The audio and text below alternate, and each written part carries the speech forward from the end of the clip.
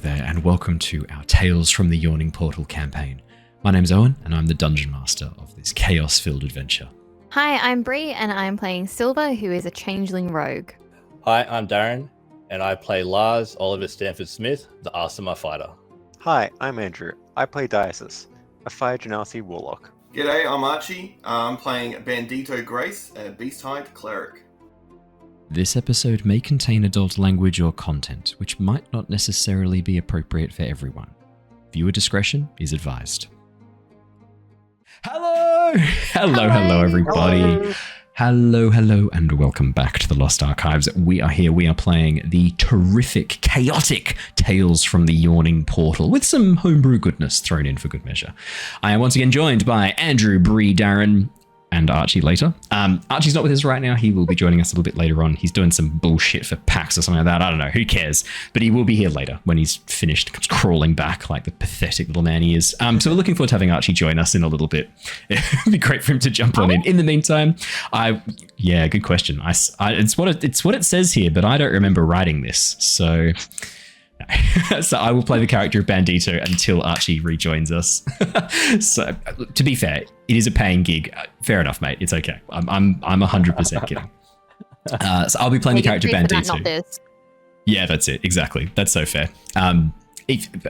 Like and subscribe to help boost the YouTube algorithm so I can start paying these people for their time. So we'll be jumping back into Tales from the Yawning Portal very, very shortly. Super quick announcements to share. Our Curse of Stride campaign is coming up to the final episode or two, which means Cosmere is starting soon. Get excited. I have finished. So with the Cosmere came this incredible session 0 planned out thing, like a choose your own adventure where like you give the characters options, and at the end of the session 0 it like gives you points that you put into like different classes, and it says, hey, you played the most like a hunter for this session, therefore would you like to pick hunter as your starting heroic path? And it like gives you all these suggestions. I've gone through and I've like written a whole bunch of extra stuff for it because I'm fucking insane and I can't stop myself. Someone please send help. So I've expanded it more than it needed to be expanded. I have finished pretty much all the character art, which is super exciting. So as soon as Curse of Stride finishes up, Cosmere is starting. Remember as well, for those of you who have not yet, you've only got a couple more days left to check out Scorched Basin, the awesome Mad Max Dune desert-inspired TTRPG setting that you can go and check out right now over at Kickstarter. Link is below and in the pinned comment and in the description. It's everywhere. Just click somewhere and you'll find it. Definitely go check it out. We will be showcasing it here as one of the modules for Tales from the Yawning Portal. We're substituting out the Giants one. We've got a whole campaign on the Giants. We don't need to do more Giants here. So you'll be seeing the Scorched Basin in here as well. So make sure you go check it out if you want to be involved. Kickstarter is ending, I think, the first week of October. So you've really not got a lot of time if you want to go check it out. Thoroughly recommend go check it out. And that's all the fun news I have to share before we start the session. How are we doing? Ready to rock and roll? Bree's just showing off her incredible ghost mug. It is pretty sick, I'm not going to lie. Is that why you had Darren go make you a tea? Was so you could show off the mug? It fucking is. Look at her face. Obviously, podcasters. Just for a quick description here. Bree turns towards the camera. A sly smile crosses her face as her eyes narrow briefly, then widen. The pupils dilate momentarily. She wipes an errant strand of hair from her forehead, looking guilty as fucking sin. I should just narrate. That'd be a really funny prank, is just to narrate someone. That'd be really quite. I told you I'm having issues with being perceived. You did share that, and this does seem like an absolute persecution right now. Sorry about that. Darren smacks his lips in appreciation of the persecution of his loved one. All right, let us do our recap and let us jump into the session. In the center of the city of Palin lies a secret, a tavern only accessible to skilled mercenaries or adventurers, called the Yawning Portal. Rumors claim the tavern has an ancient giant portal which can be used to access unique dungeons filled with dangerous foes, rare treasure, and wondrous magic. Drawn by the allure of these promises are Sylver, Dysis, Bandito, and Lars. 4 individuals with few skills and no idea of what awaits them beyond the Yawning Portal. Recruited by Sissus, a green dragonborn, the team must complete a series of these dungeons to recover an amulet of true resurrection. Now inside the first, the team have found themselves atop a great stone spire, a quaint mountain town nestled in the valley below. Following the winding path down the mountain, the team were ambushed and fairly injured by some rats hiding along the rocky walls. Defeating their very first foe within the dungeon, the party walked the rest of the way through to the village and began to explore. While looking around, Sylver overheard a conversation between an old man and a woman discussing strangers seeking a lost citadel. Questioning the couple further, the team learned of a lost ruin hidden in the nearby mountains, luring in bandits, adventurers, and treasure seekers. Checking in also with the mayor of the town, the team discovered a noble warrior had recently vanished after leading an expedition in search of this lost ruin, their belongings left behind for the party to quietly steal. Meanwhile, Bandito was starting to get a little worried about the rat bites, so quickly checked in with the nearby Cleric of Paylor for some healing. Rejoining the party back at the tavern, Bandito cured Sylver's infection while the team talked with some patrons about the nearby area and history of the lost citadel. We jump back in, as Dysis has just finished stepping out at sunset to briefly speak with his Warlock patron. And that is where we left off last session. As the sun begins to set on the horizon, Dysis, you check in with your Warlock patron, receiving some guidance and advice on how best to proceed before returning to the interior of the tavern. Lars, your confusion around the situation, whether you're from here, you were sort of getting a bit caught up in the narrative, but you are starting to realize that that is just a narrative trick. This place, while these people believe that they know you and that they've always known you, you're now starting to realize that that's not actually the case. There's some magic at play here beyond the natural that you've seen around. So I hand over to all of you as Dysis rejoins you inside the tavern. What would you like to do next? As a quick reminder, you had a couple of leads that you wanted to follow up. There had been reports of missing farm animals in a number of the farmsteads outside of town, animals missing overnight. There was a question about whether or not you wanted to go and try and track down some signs of the bandits that had been seen in the area. There was the journal, Sylver, that you had recovered from the old Reeve that discussed these bandits in a way that almost described them as somewhat supernatural, able to resist injuries and wounds far more than a normal person should. So we were told to start with Carrick Berry's farm. That is before or correct. after the long rest? After. We had the long rest while you were praying. So we waited until sundown to start going out and looking at things. Where is it? So because it was about midday. So you guys have gone and had a long rest to basically wait out the rest of the day. Dysis, you then jumped out during your long rest. This still counts as downtime during your long rest. All you're doing is communing with your Warlock patron. It's not a big deal. Awesome, of course. Yeah. So Carrick Berry's farm is the last one on the left. He is a small man. So we should go find him. He'll be harder to find, but yes. Well, we know where to find him. But he could be anywhere. He's small. He is He's small. not that small. He's not that small. I would assume that he's going to be a loud man. Because he is. Oh, he was loud. Yeah, you are correct. So we'll hear him before we see him. Yeah, that is true. Be hiding in the bushes, yelling at people. throwing potatoes at people who pass by. He's there with his rotten cabbages. There, take that, you bastards! As he tosses over the fence. Is that what he has to sound like now? Have I just canonically locked in his voice? You've done this to yourself. Fuck. Yeah. So as you sort of all prepare to get ready, Bandito slowly stands up, so cracks his back a little bit and goes, "Yeah, actually, I need to pray for a bit to my god. Sorry, I should have done it during the long rest, but I didn't. I'll catch up with you guys in a bit. Give me a moment. I just need to check in with my god and make sure I'm doing everything right. It's really important for making sure you don't die of that rat bite, Sylver." We should stab him again. It's an option. No more stabbing. Anyway. See you later, Band-Aid. Bandito. That's what he said. Yep. With that, the three of you make your way out of the tavern. As you head down, so you booked out rooms above. So as you head down from the upstairs rooms, the tap room is now full of people. And by full, I mean there's like 20, maybe 30 people in here. As you stride down, you see a few people. Village. It's a fair chunk of the village. As you stride down the There's 63 stairs, people.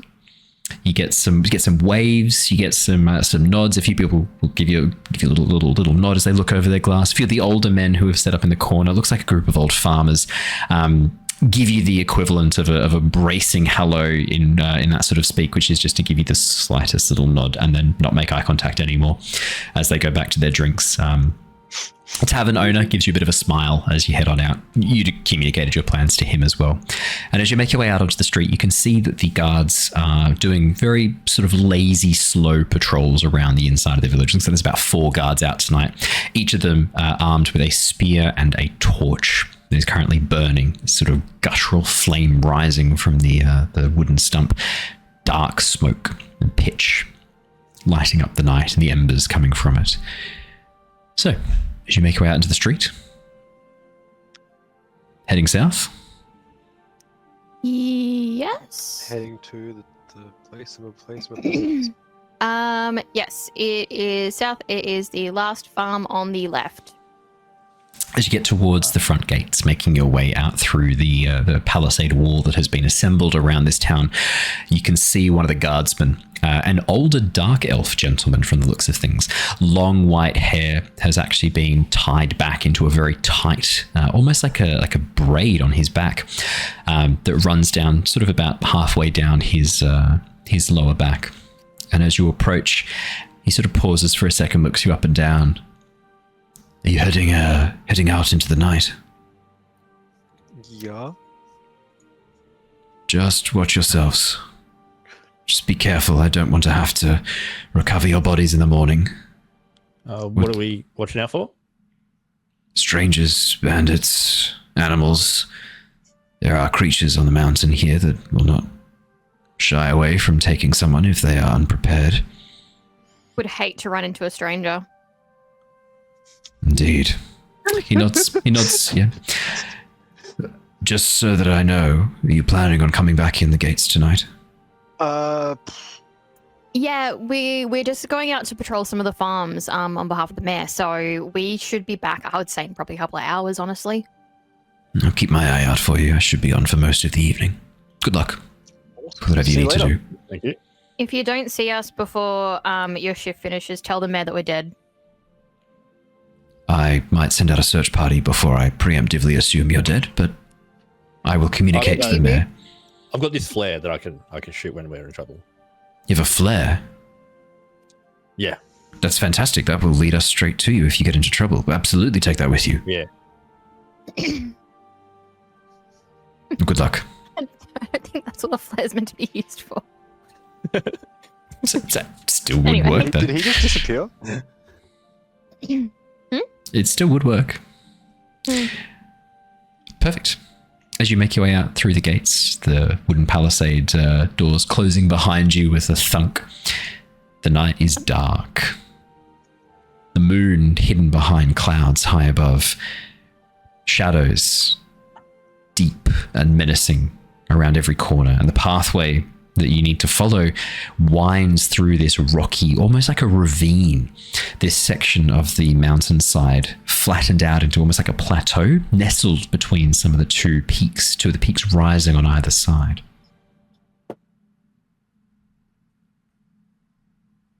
So, how are you guys? Yeah, I was going to ask. I think all of you have dark vision. Yes. Okay.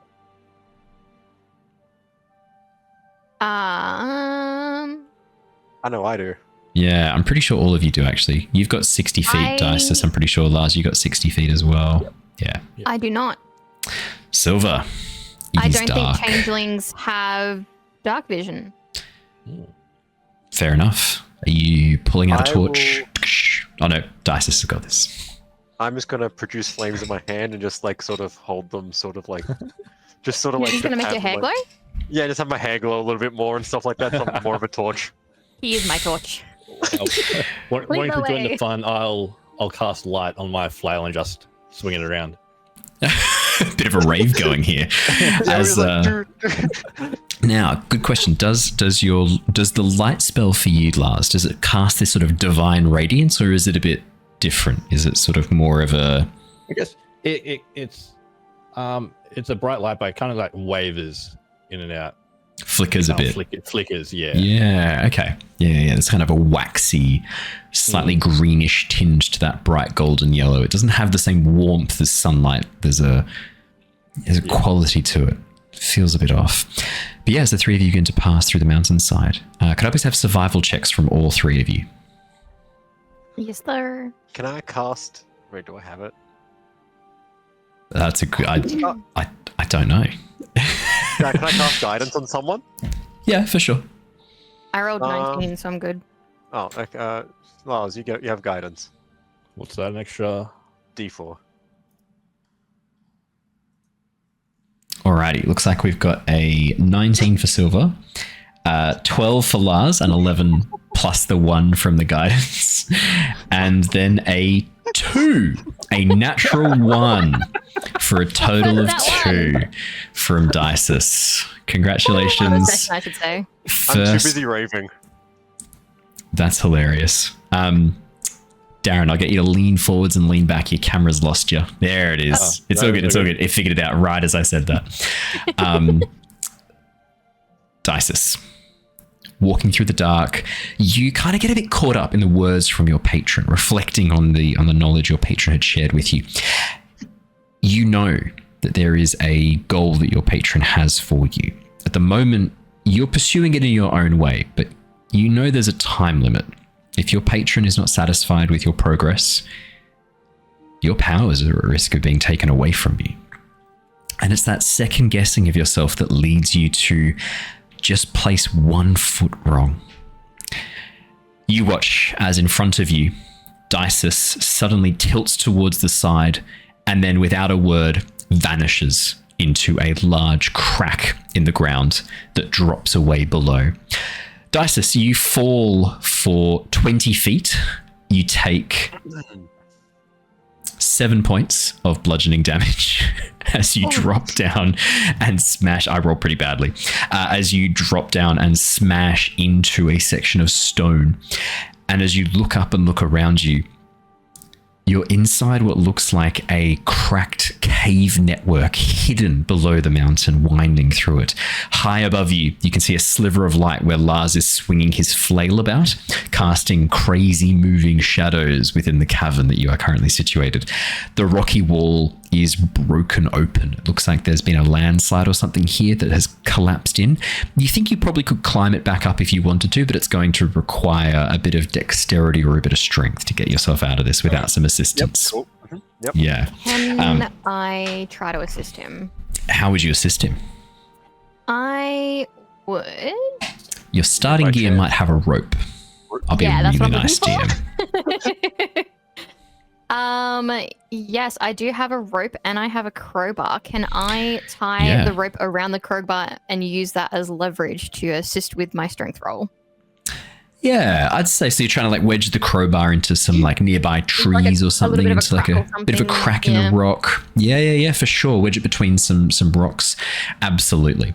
Dysis, could you please make for me an athletics or acrobatics check? You have advantage on this. Advantage doesn't work. As Lars just stands there swinging around the flail. He's providing me with light so I can work. It's all good. He is providing you with light. That is true. You can't fault him on that.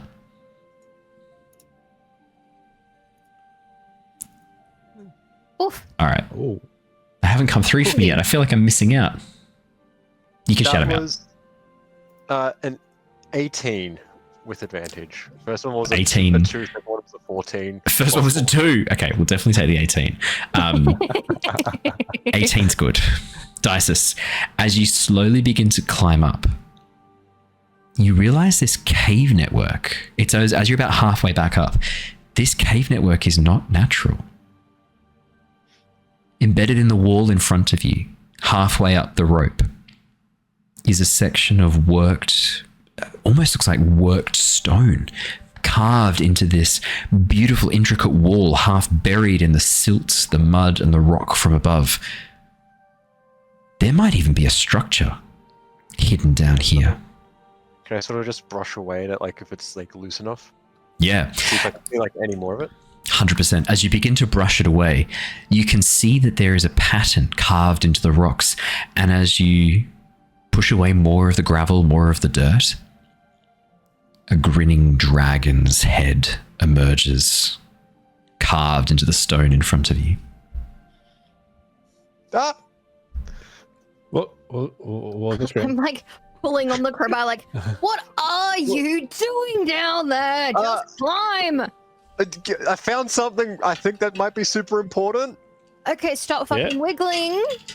What is it? Just come up and tell us what it Like, is. as I'm like just sort of like rubbing the dirt off like the side of the wall. Yeah. So Maybe tell us what it is when you're back up on solid ground. oh, fine. As I like sort of. Now, what if it runs away? And then I just sort of like roll on top of the hill. Because I'm Does not it really look like graceful. it's gonna run away? Is it something that can run away? You can see one of Dysis's I don't legs. know what it is. You see one of Dysis's legs is essentially broken. 7 HP is like half your health, right? A third. A third, yeah. You see one of Dysis's legs is almost broken. I rolled a 6 to try to smack Lars up the backside of the head. A 6 to hit, that's definitely going to miss. You are unable to strike Lars in the back of the head. Don't worry, my unharmed strike has no damage. On my quick trip down there, I found a tunnel, I guess, but also an ancient statue that might belong to a building. It's buried into the mountain, so it's hard to tell what it actually is. But it is a dragon. A dragon? A dragon So you said it was a statue. building. It's a statue that might be attached to a building. Oh. What's your intelligence score, Darren? I just need to know. Oh. Yeah, just for I need to know curiosity. if these are like really great role playing. Remember, or if I just remember hate a you. 10 is like average. average. 10 is Yeah, average. Okay.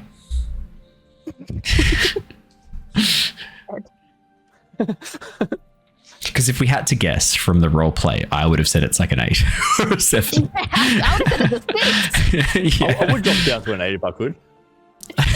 You can if you want to. I'm not going to stop you lowering a stat. Yeah, that's what you see, Andrew. That's what you see, Dysis. Like, do you think it's important that we go down there and like investigate? Because I think it is. Is there a safer way down than how you got down there? Yeah, the rope. The cave continues, Dysis. You think there's probably more than one entrance to this area for sure. There's probably more ways to fall down if we want. The cave went that way and that way. I'm just not sure where those sort of. The lead. main bulk of the cave entrance continued to the south. This looks like a very tiny little like sliver that you kind of fell through the roof of this cavern. The major portion of the cave opened up towards the south. I take that back. I'm really unfortunate, and I fell through the smallest crack possible. If we go just that way, it should open up a lot more, and it should be. You can climb down here. I was just making sure you knew what your character could see. Well, look, I am holding the crowbar kind of in place to keep the rope here. So I could help lower the two of you down and then I could acrobatics my way down there, but there may not be a way back up. So if you're confident that there is another way down, then that should be fine. Let's not go with confident, but plausible. Plausible. Plausible. I can do plausible. we can How always do you come feel about back here. plausible, Lars? Fine. You're fine. All right, with it? well, I'm happy for you guys to head down there and then I'll climb down behind you. But, Lars, how did you make your flail glow earlier? Oh, I can make I can just make things light up. You can make things light up? Yep. Do you reckon you could make something on me light up so that I still have a light source as I'm climbing down so I don't fall to my death since you two will both be at the bottom and I'm not stupid and I know my DM sucks? Yep. But if we go south, we might not need to. Sorry, I Climb apply down. physics into these worlds. Physics, chemistry, biology. Yeah, I'm sorry, I apply real world science. Yeah, fuck me, right? What a dick. What a dick. Yeah, how dare I make these worlds believable, realistic, and immersive? Asshole. I'm happy for us to Absolute climb cunt. down here so we can see exactly what it was that you were looking at, is what I'm saying. You know, valid. Let's go. We're already here. We know there's a hole here. Might as well go down the Also, hole. should we leave like a mark so that if someone comes across it, like Bandito, he knows where to go? We can leave the crowbar stuck into the ground. Sylver, if you wanted to make a sleight of hand check to kind of wedge the crowbar between some rocks to give you a permanent pathway down here, you can absolutely do that. I'd say athletics, acrobatics, sleight of hand. Yeah, sleight of hand 12. No problems at all. The side of the pathway here is rocky, and you are walking through a series of jagged.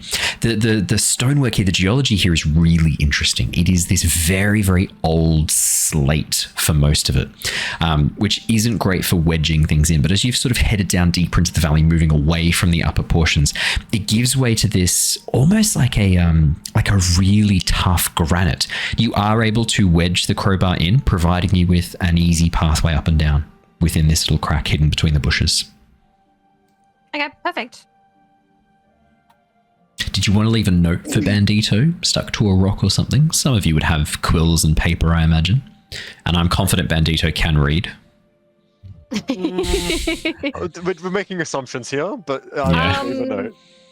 I don't have any paper or quill unless somebody else does. I only have the mayor's diary. I don't really want to write in. No, that's fair. Charcoal? How's the ground? Is it like dirt or whatever? Yeah, dirt and gravel. I'll just pull out a piece of paper and a quill and just write down. The thing we were asking for, of course. I knew one of you had it. I had to make sure I had it, okay? I had to make sure. I'd just be like, Bandito, head down the rope, you'll see us there. And then I'll just fold it up and leave it next to the crowbar, just Perfect. Leave it on top of the crowbar where it's they've got the hook, the fork, and Perfect. just put it in there. Easy done. Alrighty, as the three of you go to climb down the rope, with the assistance of Dysis having gone down this already with the rope secured in position, could I please get an athletics or acrobatics check with advantage? Dysis, you don't need to roll this again. You've already rolled this. 26. Sylver, 26 is not bad. You just slide down the rope like a fucking fireman down the pole. Yeah. 21. Lars, you're not far behind her. Just gracefully shooting down the side there. Easy peasy. Wait up, guys. This is a lot harder than I thought. Yeah. Sylver, as you get about halfway down, and where Dysis had kind of paused to see this, with Dysis pointing it out and with Lars shining that light with his spell, the cavern is much, much easier to see through here. And you can see that section of wall that Dysis had identified with the dragon head carved into the stonework, it is not alone. That wall is actually moving in and out of. You can see sections where it appears alongside the wall of the cave. This structure must be ancient, though, to have been built into the side of this area and for the stone to have eroded away around it. Or another thought occurs to you. Maybe when they were building this is one of the tunnels they carved to access the area once they had finished assembling. If so, this could be a secret builder's entrance. Interesting. Do you think these are the ruins people are talking about? You don't know for sure. It's in the same general direction as where we were expecting the ruins to be, because we were told that if we head down towards the farm, it's quite close to where the ruins are, but not the bottom of the ruins. Yeah, well, you know that the ruins are massive and sprawling, and that a number of the sections have been explored and have found little bits of treasure, have found artifacts, but the main body, the Sunless Citadel, as you've heard it referred to, this massive trove, an ancient temple, that has yet to be discovered. And apparently that is where the bulk of this treasure is said to lie. I mean, who's got the highest intelligence here, and what is the highest intelligence? Mine's pretty high. Yeah, it's a 10, right? Yeah. Yeah, cool. Bree? Mine's also a 10. 10, Dysis. No. 10 as well. Cool. Sweet. All right, so when we bring in our fifth player, I'm going to make sure they play an intelligence character. Can I do an investigation check and kind of just as we're looking around and stuff, see if I can tell how recently somebody else may have been here, if there is any kind of fresh trails or anything like that? For sure. I'd say perception, survival, or investigation. Your choice. Can I make a religion check? Yes, absolutely. Religion, absolutely. Or history. Oh, I'd allow history as well. Nearly a 19 and it just ticked over to the 3 at the last second. That is a 6. That's a 6. Sylver, looking around, it doesn't look like there's been any movement through here for ages. I mean, probably animals have moved through here. You can see there's bat guano, which indicates that there's been some bats in here. But apart from that, nothing else really stands out. Some mages trying to cast fireball. Just saying. Or some mages trying to cast fireball. 16 on the religion check, Dysis. Draconic iconography is most often associated in this form with Tiamat. Fuck. Tiamat has inspired cults of followers throughout the ages. On Nostea, Tiamat tried to break through into this reality using a dragon cult only a few months ago, and she was thwarted. That symbology, the grinning dragon head, yeah, it's very similar to what you've seen back home, associated with the cult of the dragon. This temple, you think you might have just, if this is the Sunless Citadel, you think you might have just stumbled upon its origin. The story that you'd heard from the townsfolk was no one knew who built it and why. You think you might have possibly stumbled across. Yeah. Yep, cool. Mm. I'll pass it on to everyone else. So yeah, Tiamat might be what we're dealing with here, or at least her cult. Sorry, T-Mat? Yeah, big angry dragon lady. Mm. Oh. We're the same intelligence. Come on, man. You're all average. So yeah, Is Bandito smart? I don't think so. I think no. it's one of his dumb stats as well. Oh no. I'll check for you. I'll report back in a moment. Let's have a look. If he is the smartest, No. he also deserves to get stabbed for that. I guess. You nerd. Fucking nerd. Oh no. Let's have a peekaroo. Should we So- continue forth or I think we should try to find a way in, but like, just be careful. And if we do see anyone, extra careful. like Bandito's someone also we a don't 10 intelligence. You're all 10 intelligence. We're all just average. Also, Well, this will be Do over I know quick. Do I know what Tiamat looks like? All of you would know what Tiamat looks like. Iconography of Tiamat depicts her as a 5-headed dragon. The 5 colors of chromatic dragons: white, black, red. What other colors am I missing? Green and blue. The 5 heads are arranged around the red, which is often why a lot of people assume she is a god of the chromatic dragons. On Nostea, she is not. The chromatic dragons and metallic dragons, there's not really any specific link. I kind of changed around the thing where like I didn't love the idea of it just being like, all colored dragons are evil, all metallic ones are good. So I made it a bit more complex than that. But yeah, on other worlds, she's the god of chromatic dragons, the colored dragons. On Nostea, you know it's a bit more complex. But yeah. 5-headed dragon. Massive. Currently trapped in Avernus, the first layer of the 9 hells. Fair enough. Common knowledge, that one is, after the events of Tyranny of Dragons campaign, which you can go check out right now. If you want to know what we're talking about, Tyranny of Dragons campaign, you can go watch it anytime you like. Link. go check it out. Really catch up on that. Sick, man. Learn more about the world that we're in. Can't hurt. Can't hurt. Okay. Coming to a book review near you once I finish writing it up. But yeah, as okay. you look, this looks like some ancient dragon cult. Does it look like the further south we go, the more out of the mountain the building is, or is it still some like stay sort of? Yeah, so the pathway you were following was moving down the side of the mountain. The cave seems to be staying fairly level, which means that logically it would have to come out the side of the mountain somewhere at some point in the near future. Cool. Okay. Passive say we carry on. perceptions. Passive perceptions. Anyone have a passive perception of 12 or greater? Yeah, 13. 13? Sweet. Mhm. Sylver, coming from that passageway to the south where the cave sort of continues on, do you think you can hear the sound of running water? Well, I feel like that's always a good thing to head towards. if my survival training tells me anything, which is not a lot because I only have an intelligence score of 10. Survival's a wisdom. Survival's wisdom. My wisdom's not great either. Yeah. Look, I put a lot of points into dexterity. That felt important. Yeah, fair. Okay. Constitution's also really good. Mine's not. Anyway. Oh no. My charisma's good. I don't know why I put points into my charisma. Anyway.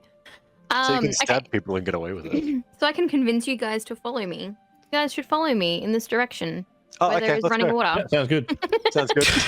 The cave walls and floor are... I mean, this is a natural cave, probably shaped by water long ago. The walls and floor are smoother than you would expect, but it is still tight at places. The roof only sort of 8 feet above you at its highest point, and like 5 feet at its lowest, causing you to have to stoop and duck under sections of it to proceed.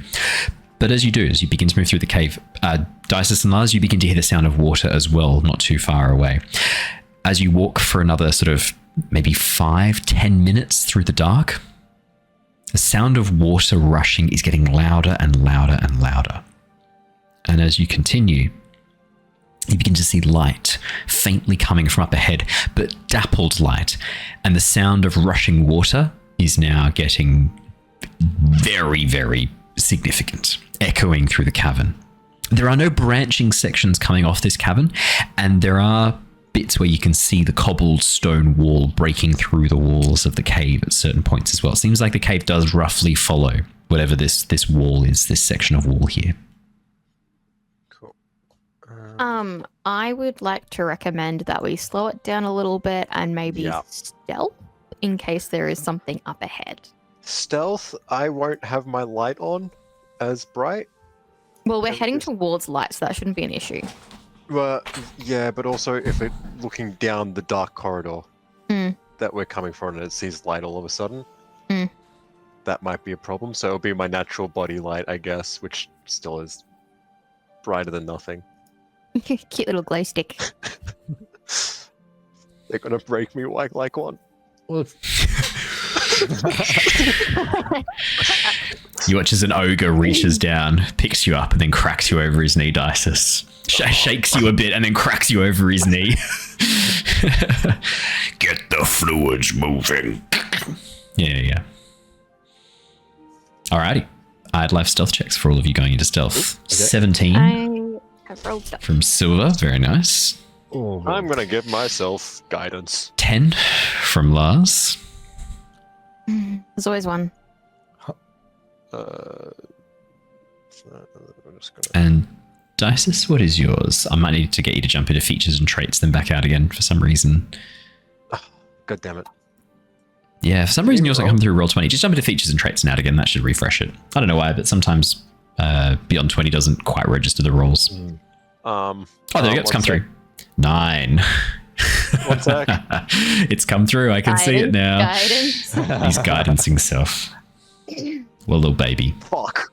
Okay, It's a so 1. they both got 10. 10. We've got 2 10s and a 17. Sylver, you are quiet and stealthy moving through the tunnel ahead of you. Your 2 companions less so. Loose gravel and rocks are very hard to walk over silently, and they are continually kicking them with their annoying big fat boy feet, causing them to scuff and kick at the ground in front of you. It is somewhat infuriating.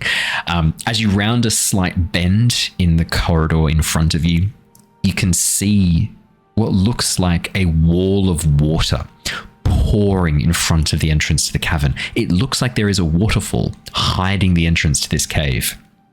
Maybe that's why there's less signs of things. And there's no loop behind it? God damn it. Well, there might be. You just went to the exit. The cave continues north as well. Oh, fuck. It's meant to be right at the water. Everyone knows this. Do you want to roll me a D100? I feel like To this is a see if trap. you find a chest. Go on, roll me a D100. Let's have a look. 33. There is a skeleton clutching onto the frayed remains of a rope in front of you, Dysis. And as you walk over to pick through its pockets, you can see that it has like a handful of copper pieces scattered around an empty and burst coin pouch. You can add 6 copper pieces to your inventory, Dysis. Damn, he's rich. Damn, I'm rich. You guys found the treasure. Dungeon complete. Yay! Well done. Let's go home. Well done. Yeah, We well get done. pulled out of the portal. You definitely don't. So you So find. big waterfall in front of us. Is there any paths either side of said waterfall? No, it doesn't look like it. But the wall of water in front of you, you don't think it could be that thick. And as you poke a hand out, yeah, the water's a thin sheet. It's just hiding the entrance here really well because of the way that it sort of pours over the edge of the ravine. If you stick your head out, you can see that there are a series of gnarled trees growing along the edge that are following the pathway very, very closely. And below you, only about sort of 10, 20 feet below you, is a rock pool the water is pouring into before it continues its journey down the mountainside. You think you could probably jump in? Looks deep enough. If we looked to where like the sides of the waterfall, Yeah. there's no evidence of this like the building the structure that we found being there, is there? Absolutely none at all. Okay. I say we head back the other way. I like that idea. See if I we will can say fall. from what you can see down below you, you can see what looks like the farms. The land flattens out at that rock pool down beneath you. You can see that there are what look like 2 or 3 farmsteads set up in a narrow valley. Oh no. Oh no. Where would a creature go if it needs to hide? Yeah. Right here, right? Yeah. Yep. Cool. You still want to go back the other way? Yeah, 100%. Yeah, thought so. With All that, right. turn around and head we back can try into to the break cabin. a hole in one of the walls, but I think going back's probably easier. Perfect. Heading back into the cabin. Is that the plan? Yes. As you retrace your steps heading back along the cavern, it's not too long, about 20, 25 minutes, before you reach the rope again dangling down from above.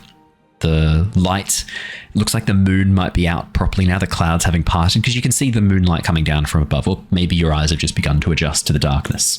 But as you continue on, you can see the corridor in front of you, like it initially starts to head north and then turns off towards the west, traveling away from the town and closer towards the spire that you first descended from. Looks like it heads around to the western half of the valley. And as you follow this section of pathway, are we staying stealthy or have we given up on that? I will be staying stealthy. Alrighty. These two will try. Question. Is it Hello. 10, like me not trying to be stealthy, but just normal walking? A 10 is a very average amount of stealth, what we would expect from someone who's not particularly stealthy. What we would expect from someone who's not practiced in this, giving it a red hot go. Do you want us to re-roll? No, we'll keep your original rolls. Okay.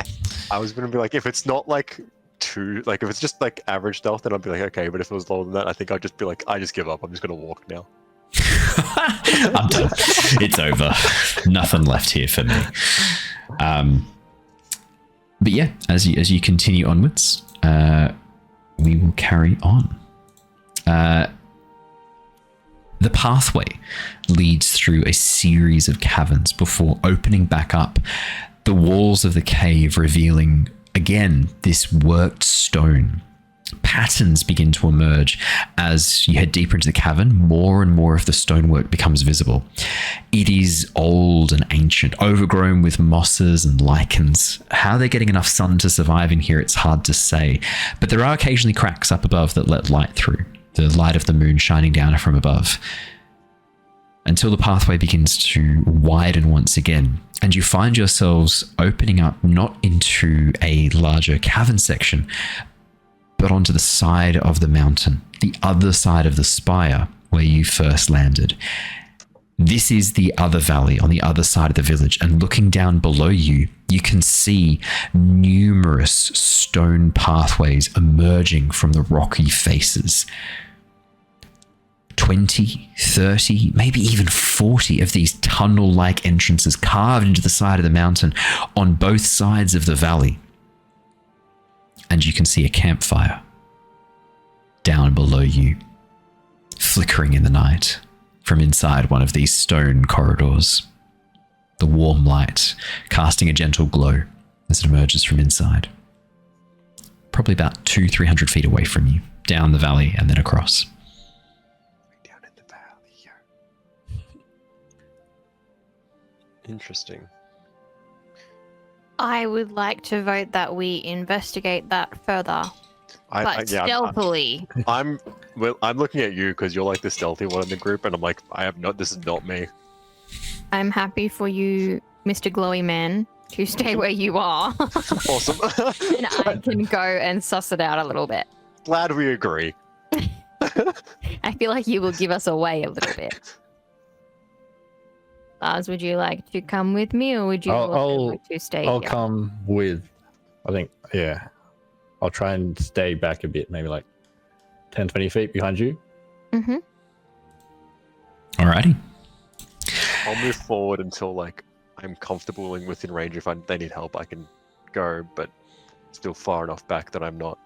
Yeah, that's fair enough. Like 120 feet or so? Yeah, that seems about right. Roughly a spell range. Yeah, roughly spell range, yeah. I'll also dismiss my light.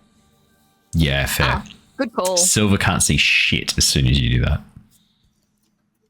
I can see by the moonlight. I It's can see not the that- campfire in front of us at least. That's true. Can I have a quick perception check, Sylver, just to see how well you do navigating? Or survival. I do like survival too. 13. 13's not too bad. Tracing down the narrow goat tracks that wind and crisscross across the side of this mountainside, you get to the bottom of the ravine. The water drains from a small, hidden little entrance. Maybe the pool, that water that you were looking at before, maybe there's a section at the bottom there that drains into this. Hard to say, but it does seem like there is a small creek running across the bottom of the chasm.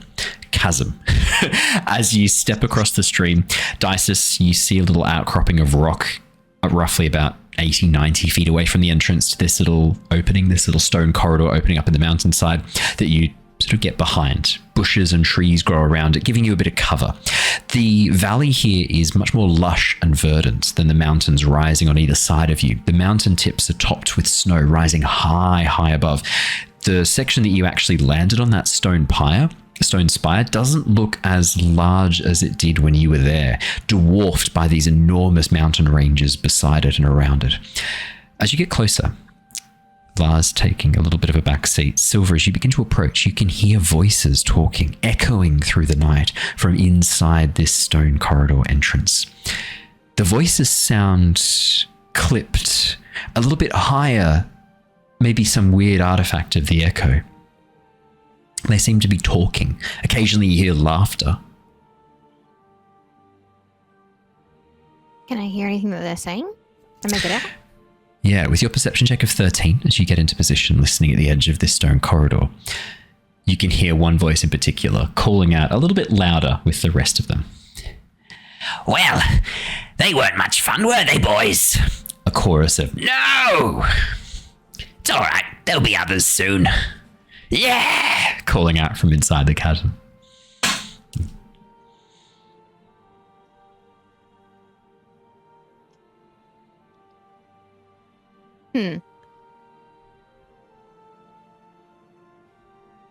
What would you like to do? A little closer Yeah, for sure. and try to see what they are.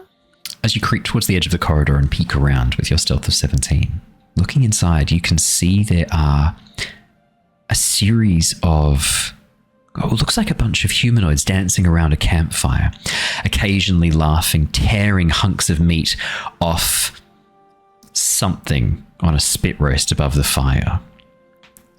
These creatures are roughly 4 feet tall, grey and green skinned, dressed in what looks like clothing that has been torn and restitched in parts, hide as well mixed with fine adventuring clothing, scavenged most likely looking at it.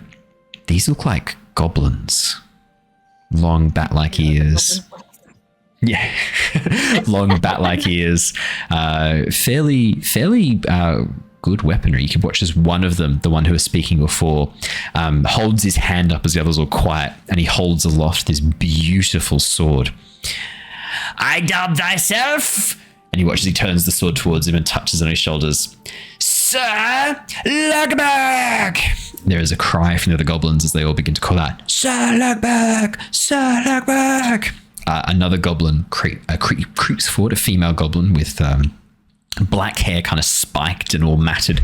Could I be knighted too? You watch as he looks down, spits on her and kicks her over. No!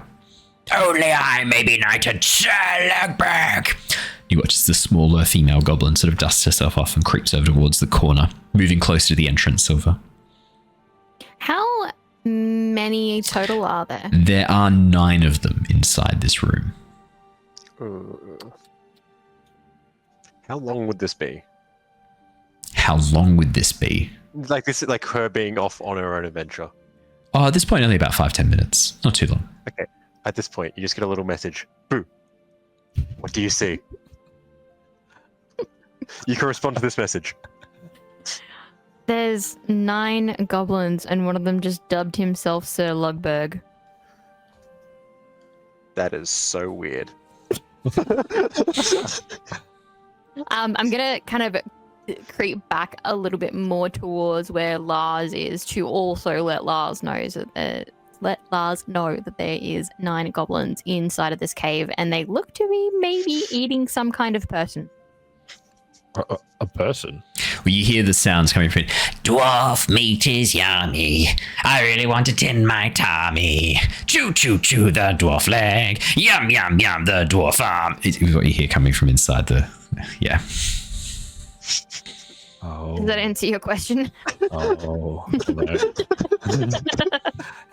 Yeah, what did you say? 9? You said 9? 9 of them. They're pretty small, but I feel like 9 versus 3 is a bit of a bad ratio. But I reckon we could probably lure them out a little bit at a time, maybe? Little by little? We can try that. Is there like any loose rocks or anything around? Sounds like you've all reconvened sort of that 80 feet away back where Dysis was, right? Back over near the So struggle. I initially went back to where Lars was, but we can head back further if you'd like. I can keep sending messages. I can do this all day. It's only another like 40 feet.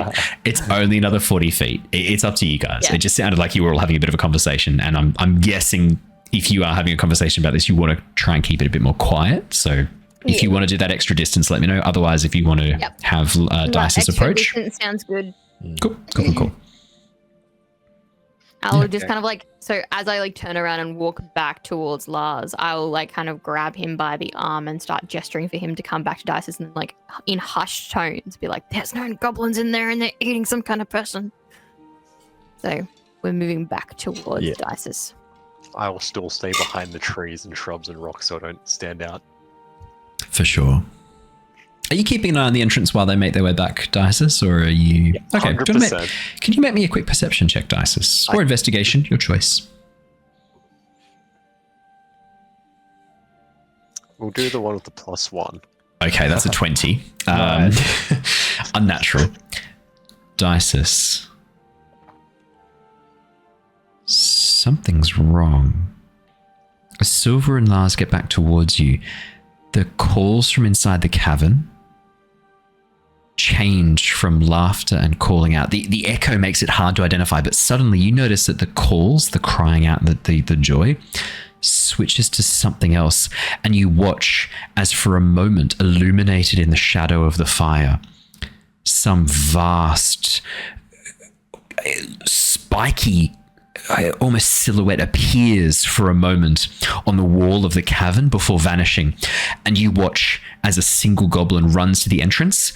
A vine shoots out, wraps around its neck, and pulls it back in before it can even scream. Suddenly all is quiet around the goblin campfire. No. And then you watch as the fire goes out, plunging the area back into darkness. So, gang, I have some news. The fuck was that? I would say, tell as us. Dysis kind of points this out, Sylver and Lars, you see the goblin pull back in, just the last remnants as its hand reaches out, and then vanishes back inside, and then the campfire goes out a few moments later. Good That's- news. That solves a No goblin more problem. goblins. Yep, exactly. Our work here is done. Anyway. However, I think there's a bigger problem now. Did you see what it was at all? Some spiky thing that apparently can control vines. Not a grinning dragon. No, surprisingly, actually. I was expecting a dragon. Do you guys know of anything that's like spiky and control vines? Because I don't. I don't think so. That's a great question. Can I do a history check? History or nature? Absolutely. They're both +0, so we're relying on intelligence here, of which 4. I have 0. You've heard of a rare group of wizards who specialize in the control of plants, known as botanances, or botomancers. Not to be confused with buttermancers, that's something else. Botomancers are able to control plant life. It's a very, very prestigious school of magic. But that's all you know about it, Sylver. Fair. Yeah. Not very smart. Sorry, guys. No, you're all good. I couldn't think of anything either, so it's fine. I mean, unironically, you are the smartest member of the party because all of you tie for intelligence. So technically, And the dumbest. yeah. Yeah. Well, do we want to proceed forward and try to find out some more information, or do we just want to hightail it the fuck out of here? I really want to find out more information.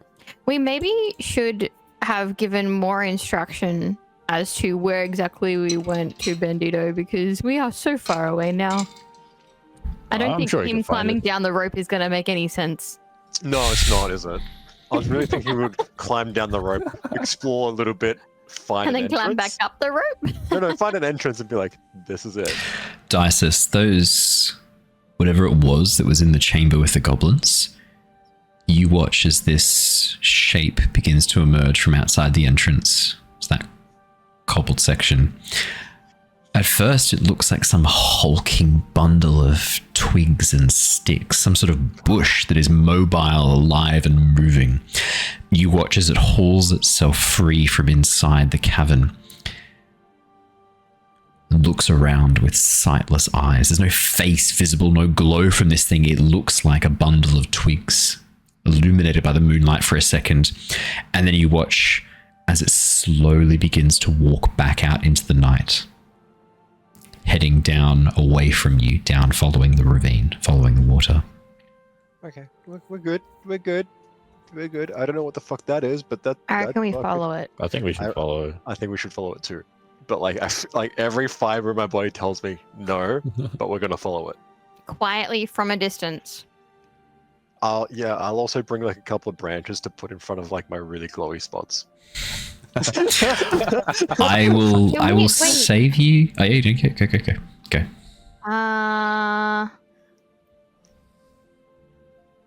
Never mind. I do not have a disguise kit. I was going to say I could paint you, but I cannot. Never mind. Paint him I like could put twigs. mud on you. No, I'm Could. good. There's a riverbed right there. Literally right there. And mud's free. So are these branches. I feel like you should maybe keep your hands free. They are.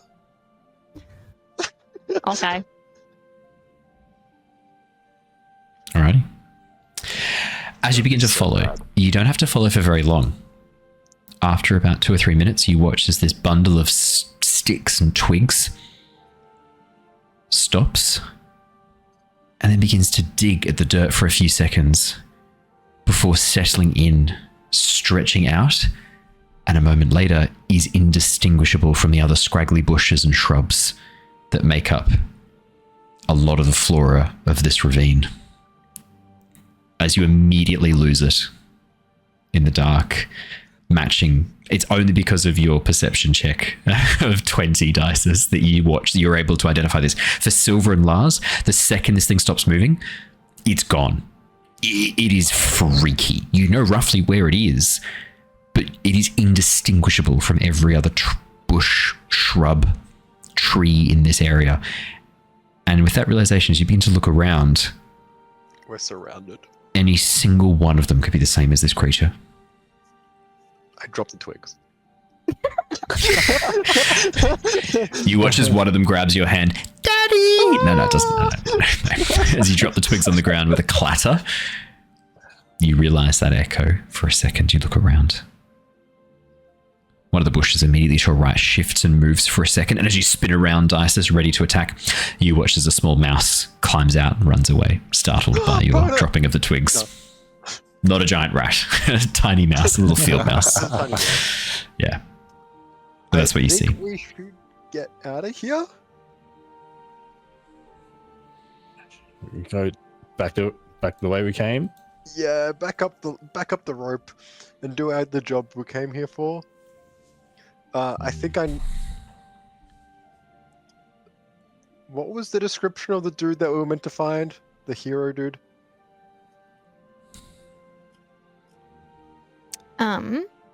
Was he a dwarf by any chance? No, so No. it was Sir Bradford. But he had a big sword, I am assuming. Yeah. There was two. I had them all written down. Because Sir Bradford was like the main one, and then he had 3 or 4 companions. Okay. One of them who was like always wearing like full armor, and then like Talgan and Sharwin, which were brother and sister. One of them was a mage. 4 of them total is what we know. Yep. None of them have been described as dwarves of any kind. Correct. Shall we go just check the sword and see if we want to grab that and be like, skedaddle skadoodle? Yeah, I mean, maybe we can learn something more about what that creature was in the cave where it just killed all the goblins. Where it totally won't come and kill all of us. Well, I'm going to vote that we just don't light a fucking campfire. And that's also valid. Yeah, I don't think we light fires. So if you can keep your glow to a low, that'd be great. I'll set myself to dim. I think we have the name of the episode, Light No Fire. That's very good. It's also the name of the new game from Hello Games, who made oh my fucking god, one of my favorite space games, having a complete mental breakdown. No Man's Sky. It's their next game, Light No Fire. It's like a fantasy version of No Man's Sky. It looks really, if you know, you need to go watch the trailer, Andrew. Not now, but later. I think I have. It's I'll watch it sick. again. It's so good. I'm excited for it. But yeah, sorry. Yeah. Light No Fires. Or set myself to dim is also not a bad one as well, given all of your intelligence is a 10. It's also not bad. Yeah, that That's works. that's actually works quite so funny. That's quite funny. Yeah, perfect. As you make your way back towards the entrance, looking into the area where the goblins were, the sight that greets you as you look on in is pretty horrifying. The campfire has been completely choked with what looks like a tangle of vines that have wrapped around and essentially doused the fire. The bodies of the goblins lie scattered across the floor. Something's odd about the bodies, though. There's no blood anywhere. On the walls, on the ceiling, even on their clothes, on their bodies themselves. It's bizarre. Can I inspect one of them? Absolutely. Perception, Sounds investigation, like they've been strangled. medicine or survival I'd also allow. That'd also be fine. Investigation, medicine. I'm just looking to see what my stats are. What was the last one? Sorry. Medicine, perception, investigation. I'd also allow survival. We'll just do perception. 15. 15. Dysis. The reason there's no blood is it's been drained from them. Completely drained. And as you look across the vines that have choked the campfire, of the bodies, you can see that the bodies have been cut open. Vines have actually been planted inside the bodies of these goblins. You can see bundles of these red vines growing inside their corpses. Unmoving for now, but clearly fed on the blood of these goblins. I don't like this. Delicious. Scrumptious. Where is the sword laying around somewhere? Yes, it is. Hidden by one of the bodies of the goblins, the one that was, the previous Sir Lugbug. The former, Sir Lugbug the former. Lying underneath his body, you can see the sword. As you sort of tip the goblin's body aside and look at it, it is a scimitar, specifically, made of a beautiful silvery metal. And as soon as one of you grabs the hilt, you watch as the sword begins to cast this gorgeous, almost soft moonlight light from it, a 15-foot radius. It is a moon-touched sword. Very nice. Oh, that looks pretty. Can I have it? Because I can't see. Go ahead. So this is a scimitar. It deals 1d6 slashing, and if you jump into your character sheet, Sylver, you can add it. It's a moon-touched scimitar. Otherwise, if you'd like me to add it to your character sheet, I'm more than happy to. You'd like me to add it. I can see it in your face. I can literally see it in your face. I think I can manage that, but you can also manage that inventory if you would like. Yeah, it's pretty easy. I'll do that right now for you. Alrighty. Moon touch sword scimitar. Is there anything else in this cavern? Like, can we see where that monster may have come from inside? Having a look around, the passageway beyond the goblin seems to lead deeper into the mountainside. You're not sure it came from inside the passageway. It looks like it came from outside in the valley itself. Or if it did come from inside deeper in the sort of the passageway beyond, then there's probably more of them inside as well. This thing's plant-like though. That's the bit that kind of makes it a bit odd. Hard to say. Do you want to make a survival check, Lars? See if you can figure it out. All right. Here you go, Bree. It's in your equipment. I'm assuming it's not a simple weapon. Martial finesse. Yeah. It's a finesse weapon, so it's not. I think you probably. It doesn't say simple on it. No, it It's a doesn't. martial weapon. Yeah, it's a martial weapon. Cool. I am proficient with scimitars. Hell yeah. There you go. First loot of the campaign, apart from the copper pieces that Dysis recovered. That will become All right, guys, we've got our treasure back to the irreplaceable. portal. Sylver, you speak Sylvan, don't you? Given your name is Sylver. No. Dysis or Lars, do either of you speak Sylvan? No. Primordial and Celestial? No. Elvish and common sign Damn. language. There are runes. Some sort of Elvish. You can't read it. Etched into the side of the blade. I wish I was Celestial, smarter. common, Primordial. Damn.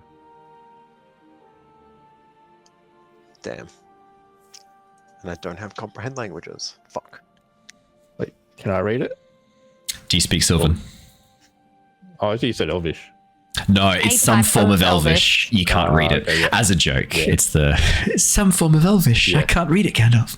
Also, because Elvish and Sylvan do share some similar... Do you know what? Do you know what, Lars? Given that in Nostea, the elves arrived from the Feywilds, fleeing the Sylvans, the capricious archfey, Lars, given there's a common root between Elvish on Nostea and Sylvan, would you like to roll me a flat intelligence check? No, I'm good. Can I? Cool. Yes. Elvish. Maybe between Yes. the two of us, we can figure it out. Okay. I'm happy with that. Say friend and enter, that's what it says. That's an 11 and a 6. It's no idea as you Guidance? look. Any guidance? Nah, not for this one. I'm saving it for something better. You bitch. Yeah. I have to, like, light the small flame. Come on. Uh-huh. Yeah, unfortunately, you can't read it. Mr. I have a quill and ink and Yes. paper. Do you want to take note of what these markings are, and maybe we can take them back to the town and see if anyone in the townsfolk can read Sylvan? Cool. I'll just pull out a piece. Is it like engraved? So I can just. Yeah, for sure. If you've got some charcoal, you can just rub it straight on like that. Dysis, you may add to your inventory Sylvan runes from a moon touch sword.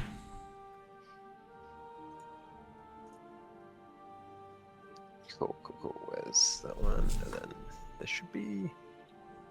Oh, add custom item. There it is. This is what in the DMing industry we call breadcrumbing. I like to do the approach of breadcrumbing where I get a whole loaf of bread and throw it at the players. But you can do this. If only we knew how to eat it. Exactly. They're there like pigeons. Just how do I do food? Yeah. I can't eat bread. Does Bandito speak Sylvan? Probably not. No. Let's have a peekaroo. He only speaks common. That's only one language. That's pretty funny. Archie's going to jump back sign in. language, Dwarvish, Elvish, and Thieves can't. Thieves can't what? I knew that was coming. Okay. So, what's the plan? Oh, other loot. Sorry, other loot that you found on the goblins. Sorry. Yeah, There is some more stuff. Can we investigate Sorry. There is some more stuff you found on the goblins. As you look over the area in front of you, you find 23 silver pieces and 4 gold pieces, basically worth of stuff that has been collected. The goblins have an eclectic mix of things, probably taken from adventurers, maybe looted from deeper inside. It's a mixture of some like worked metal, things like that, as well as just gold and silver. But if you want to do it as the actual value, 4 gold pieces, 23 silver pieces worth of stuff. That's 1.3 gold pieces each. Why don't we just put it into the party inventory? Oh, we can do that too. I didn't do the math for the silver bit though yet. Yeah. Do you want to add that, Darren, or do you want me to? Oh, you can. No, Owen can. I'm adding it. It's added. You're going the right way for a smack bottom. Where did the spirit stick from? What the fuck is the spirit stick? Yeah, I saw that just before as well, and I was really confused. Spirit there's a stick? I found earlier. It was really nice, so I thought I'd add it there. Okay. It's just a spirit stick in the group inventory. Amazing. It's a really cool walking stick, or you can aim it at people. Looks like a gun. What's Did the you actually add that? What? Did you actually add that? Yes. Okay. I like the first session on that. It's just having fun, guys. You were just waiting for someone to notice. This whole time he's been me. desperately hoping. It's just for him. That's pretty funny. But yeah. And put it What would you in guys your like to own do? inventory. This fucking guy. Anyway. Fucking guy. Okay. Yeah. What would you guys like to do? We should maybe start heading back in That seems case like a Bandito is smart trying idea. to find us, because we also need to go speak to Cleric Berry still. If he's alive. If he's Hey, alive, he's alive. he's dead. Long gone. Oh, okay. No, no, Well, we don't have to go speak to him then. Let's We don't just have go to Worth back to checking the out. mayor. Worth checking out. Go on. Report back to the mayor. Go check it out. We've got this bread we need to go eat though. I'm just like really suspiciously looking at every single bush that we walk past, by the way. Oh, 100%. I don't trust any of them Any to not bush is come gonna- to life. They're gonna jump up and just eat us. Oh, actually, the red vines that you said were growing out of the Yeah. bodies. Can I take a cutting of one of them? Don't touch it. Yeah, Don't touch it. 100%. Don't touch that. They're growing in the I wanna, bodies. like- It's only I because wanna try to, Dysis like peers inside and pulls apart one of the cuts on it that you see, replacing the veins and arteries of this creature, of the red vines growing inside the flesh. I want to try to like cut a piece of it away with like the scimitar. Yeah, can I have a medicine check or a sleight of hand check, please? Don't touch it. Just don't. 11. I'm rolling terribly tonight. Sylver, The scimitar's not designed for extracting tiny pieces of a cutting from inside a goblin corpse. You're dealing with a very small amount of space here. As you kind of like push the scimitar down, you just stab the corpse and then pull back. As you do so, you watch as the vines immediately begin to grow out of the body, reaching towards the sword, and then pull back in, disappearing inside the body again. Oh, is it attracted to light? Happened after she stabbed it, so... Oh. I was going to say, I wave the scimitar in front of it to see if it reacts at all. Moves away from the light. As you sort of wave the scimitar in front, you watch as the vines fully pull back inside the corpse. So, do you think they're turning into that monster? Oh. I'm a little bit worried about that. But I would really like if we can somehow take a section of this to go to... Oh, what's his fucking name? I think if we just describe the horrific event we saw, we'd be okay. Well, maybe Cookie will know more about it. He's the town healer person. He might know more information about the vine if he's able to, like, see it and experiment on it. Or maybe our resident healer would like to experiment with it. He's also really smart, according to last time's notes. He's a genius, according to Corky. So we're all geniuses? I wrote lol. Amazing. Okay, so Does anybody else want to try to stab some of the veinies out? I mean, I can try again with my dagger. Yeah, I'll just cast Maybe mage more hand. finesse. I'll mage hand it and I'll just pull some out. Alrighty. As soon as you try and reach down into the corpse, Dysis, your mage hand is attacked by these vines that grab onto it, begin squeezing and pulling it until the mage hand poof. Can I cut away like a piece of it while it's grabbing my mage hand? Yeah, go on. Do you want to make me make this as a weapon attack? Hey, Archie. And I'll bring Archie in. Hey, mate. I'm good at these. I know you are. Go on. 24. You're actually good at these. As your is it a dagger? It's a natural 20. It's a dagger. Natural 20. Dysis, as the vines extend to grab onto your mage hand, you definitely slice through all of them. You can add 6 strands of blood vine to your inventory. Oh, not my inventory. They're going straight to... Okay. Whoever... I'm not touching that. Sylver, you can add 6 strands of blood vine to your inventory. As soon as you cut them, you watch as this red viscous sap begins to leak out from the vines, and they immediately stop moving as soon as they're severed.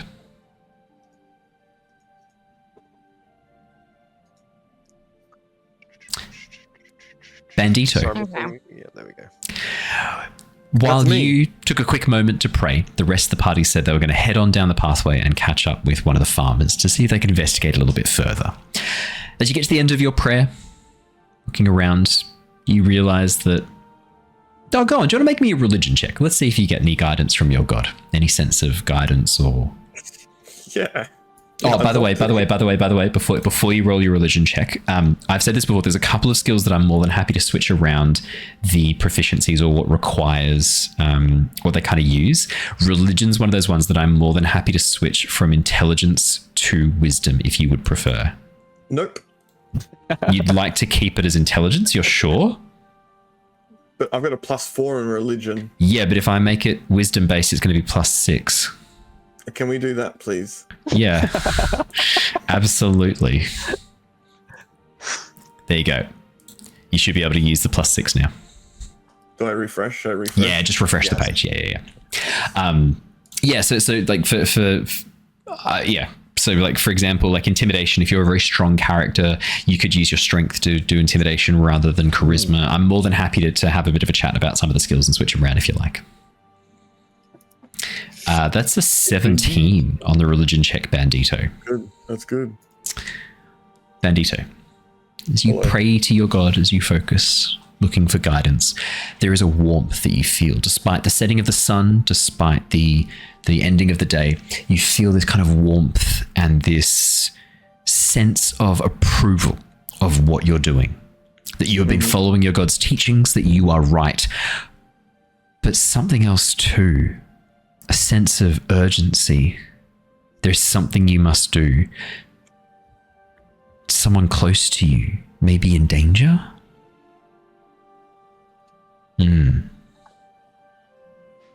Close to me physically or like emotionally? Physically. Oh, Not emotionally. Someone who you have taken on a burden of protection. You've put effort into their healing. Seems like they might be in danger. I just did it once. I want this to be a thing. You took responsibility. One of the teachings of your god is to take responsibility for your actions. And as you begin to make your way, following the pathway down towards the village, move out through the front gates. A drow guardsman opens the gates for you, checks if you're catching up with the remainder of your friends. If you confirm, he says no problems, just make sure that you let me know when you're coming back. You get it sort of about like 200-300 meters away from the entrance to the town, and then you see in front of you on the ground a crowbar dug between two stones, a rope leading into a bush and somewhere else, and a little piece of paper folded up next to the crowbar with your name written on it. Okay. Dysis, could you read out the note that you wrote to Bandito? Oh, no. Hey, Bandito, just went down the crack. Follow the rope down. We'll be down there somewhere. See you soon. XOXO. Dysis. RXD. Yeah. Flame on, Dysis. Yeah. The rope seems to lead into a series of bushes, and as you part them aside, there's a small fissure in the earth that leads down to a cave below you. The rope seems to be fairly steady. Not your first time. Could I get you to roll me an athletics or acrobatics check, your choice? A what? Athletics or acrobatics check. You get to choose which one. They're athletics? 7. Bandito. As you begin to climb down the rope, you're a heavy boy. Like with your shields, you're quite a broad gentleman.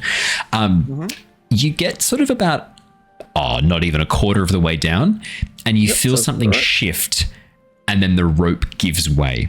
You crash down. You take 3 points of damage. Dysis took like double that. You take 3 points of damage as you smash into the cave below you, and then a single point of damage as the crowbar with the rope attached to it flies over the edge and bonks you on the head, landing next to you.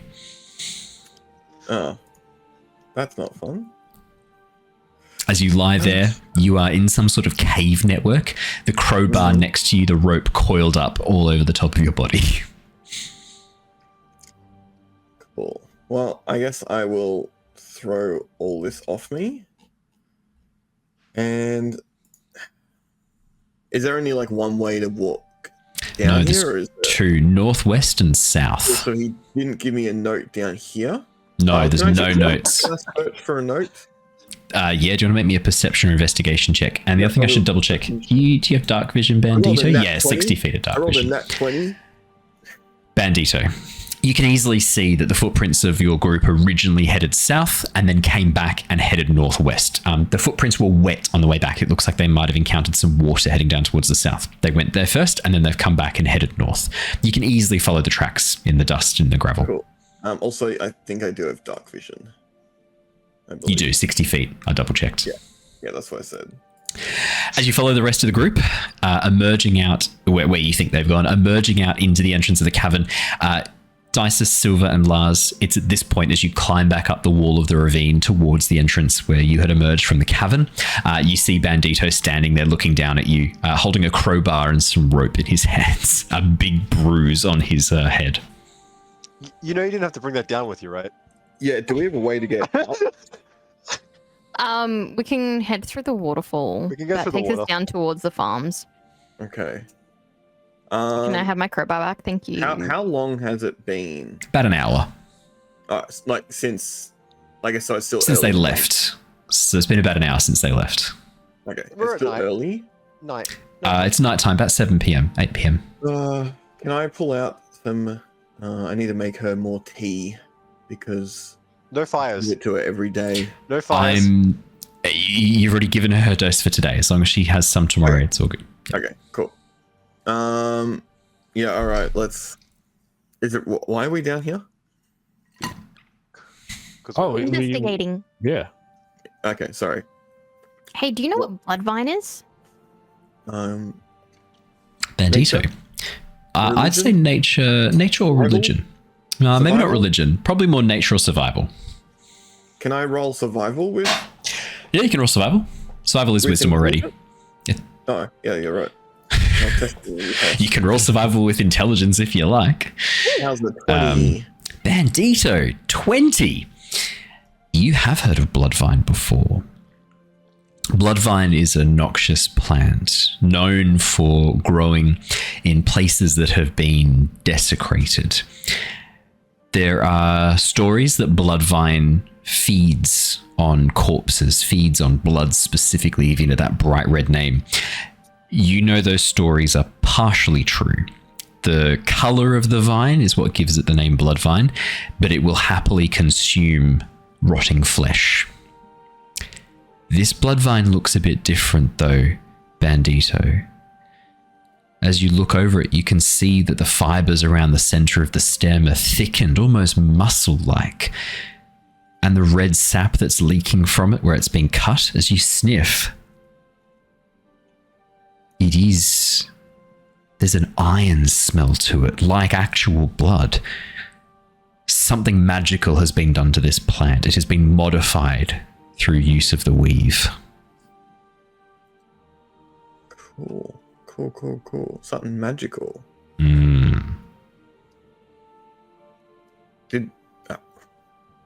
Where did you get this? Why did you get this? We got Okay, it. so we to could cut a figure long out what it story was. short, we saw a bush become sentient, kill some goblins, and this was inside the goblins. Then the bush Alright. went back to being a bush. And all of the bushes are watching us. All right, cool. Yeah, so you see all these bushes around us right here? Yep. That's what it looks like. Okay, sweet. That's what we want. No, we didn't taste it. Yeah, That's true. We didn't taste it yet. Okay. Maybe don't. What if we boil it into a tea? Well, look, I've already given you tea. And it We was can't not light fires poison, down so here. let's not. Huh? We can't light a fire down here. Maybe you just didn't try hard enough. No. The goblins lit a fire. They're all dead. Yeah, it found the goblins, we think, because they lit a fire. Although it could also have been because they were eating a dwarf. That's true. I didn't Maybe it think was about attracted by the scent of the that. like Meat. cooking The, flesh. the delicious scent of fried dwarf. We Spit roasted dwarf. Meat's back on the menu, I boys. think we need to get a dwarf and then a fire and see which one it was attracted to. You're right. That's the only logical solution. Yeah. Yeah. We don't have a dwarf though. Can I change shape into a dwarf? Yeah, for sure. Is it just you as a dwarf? Yeah. Yeah, Sylvie, you slowly begin to shrink. Your clothes still the same size, massive on you now as you kind of shrink down into a dwarf female form. Do you grow a beard? Some dwarf females can grow beards. It's up to you if you want to grow a beard or not. Like I absolutely grow a beard. You watch as a long, luscious grey and black beard springs forth from Sylver's chin. Soft what do and we need a dwarf luxurious. And now I get think on- you've got to light a fire. And we gotta see which one. And I just point out and I just shoot a bush that's 120 feet away. So it's far enough away if anything does go wrong. On Are you firebolting one of the bushes in the valley? Can you roll me a D100? Yep, Oh, 100%. Oh, We're gonna see if it's sentient or not. It's nat sentient, 20. guys. 20 on a D100. Not good. You watch as the fire strikes into the small brown shrub, burning away the residual leaves. As the shrub stands there burning for a few moments, the fire slowly goes out.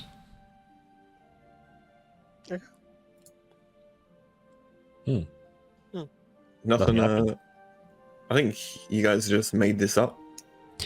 You watch Bush eating thing. You watch as one of the shrubs near the river, only 100 paces from where you were standing and hiding before, slowly begins to rise up and shuffle towards the still smouldering embers of the bush.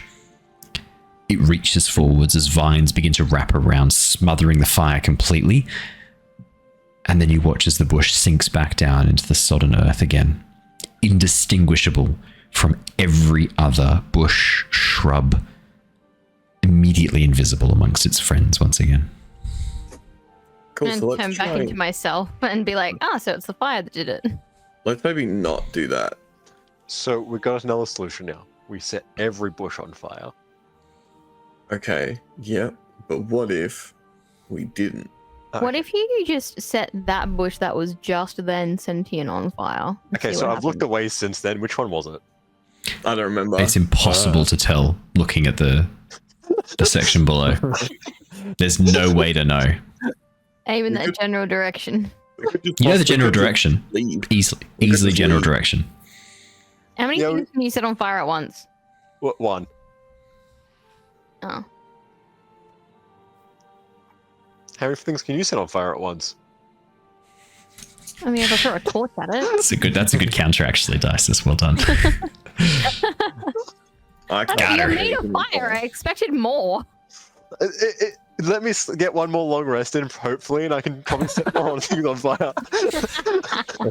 Let's just maybe ask around, see if Ask the bushes. What are we? Who Yeah, are who we? are you asking around? there was that dragon guy. If we yell out In the wall. hello, Oh wait, can I speak with the bushes? What languages no, do you no. speak? Bandito? Common. I checked before. do you have Do you call any that- spells? Do you call out to the No, bushes?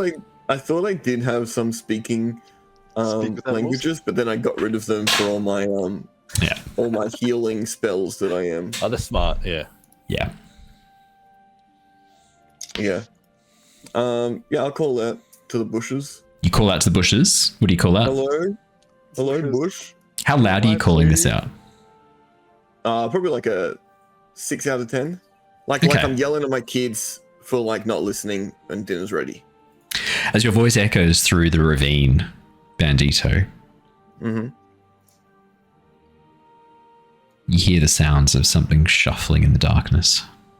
I thought you were going to say I hear my own voice. That too. And it's beautiful. Thanks. Well, there's something there.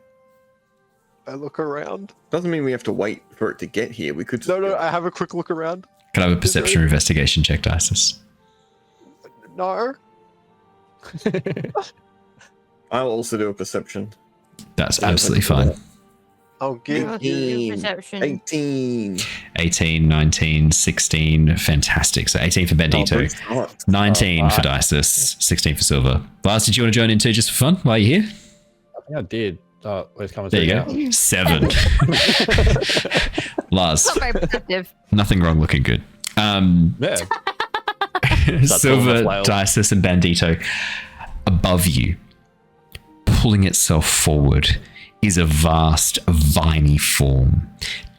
10, maybe 15 feet long, vaguely humanoid. You can make out the shapes of bones wrapped up in this vine-like creature as it reaches out a tendril, dragging itself along the ground above you towards the entrance of the cavern where you have just called out from, Bandito.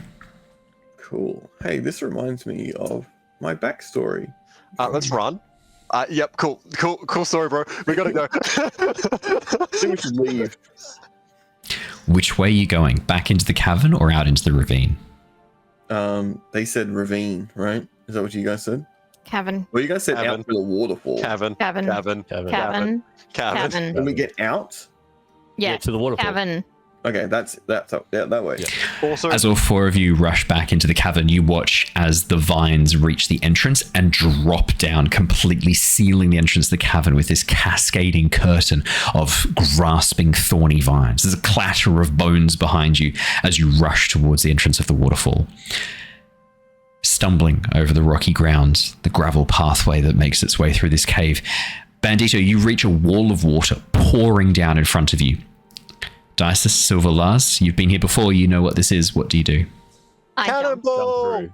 Bandito, you watch as your friends just commit suicide, diving through into the wall of water, disappearing from view without any further warning or notification to Can I you. grab Bandito as I run past him and pull him down with me? Yes, I will allow a contested grapple check. Bandito, you may roll athletics or acrobatics. Sylver, you may roll athletics or acrobatics. You get guidance. That's a 19. I Guidance? don't think got she it. needs it. Oh, I don't need the guidance. I'm good. You've got it. Roll the one. Sylver, you just grab the back of Bandito's collar as he turns to look back. I see him like hesitate, and I'm like, Yeah. no, we're going. You just Spartan kick him through the waterfall. Bandito, as soon as you strike the wall of water, you're preparing to just be crushed by this. You immediately pass through. The wall of water is much thinner than it actually looks from the other side of the cavern. You drop 20 feet down into a large pool of water that has collected below the edge of this drop off here.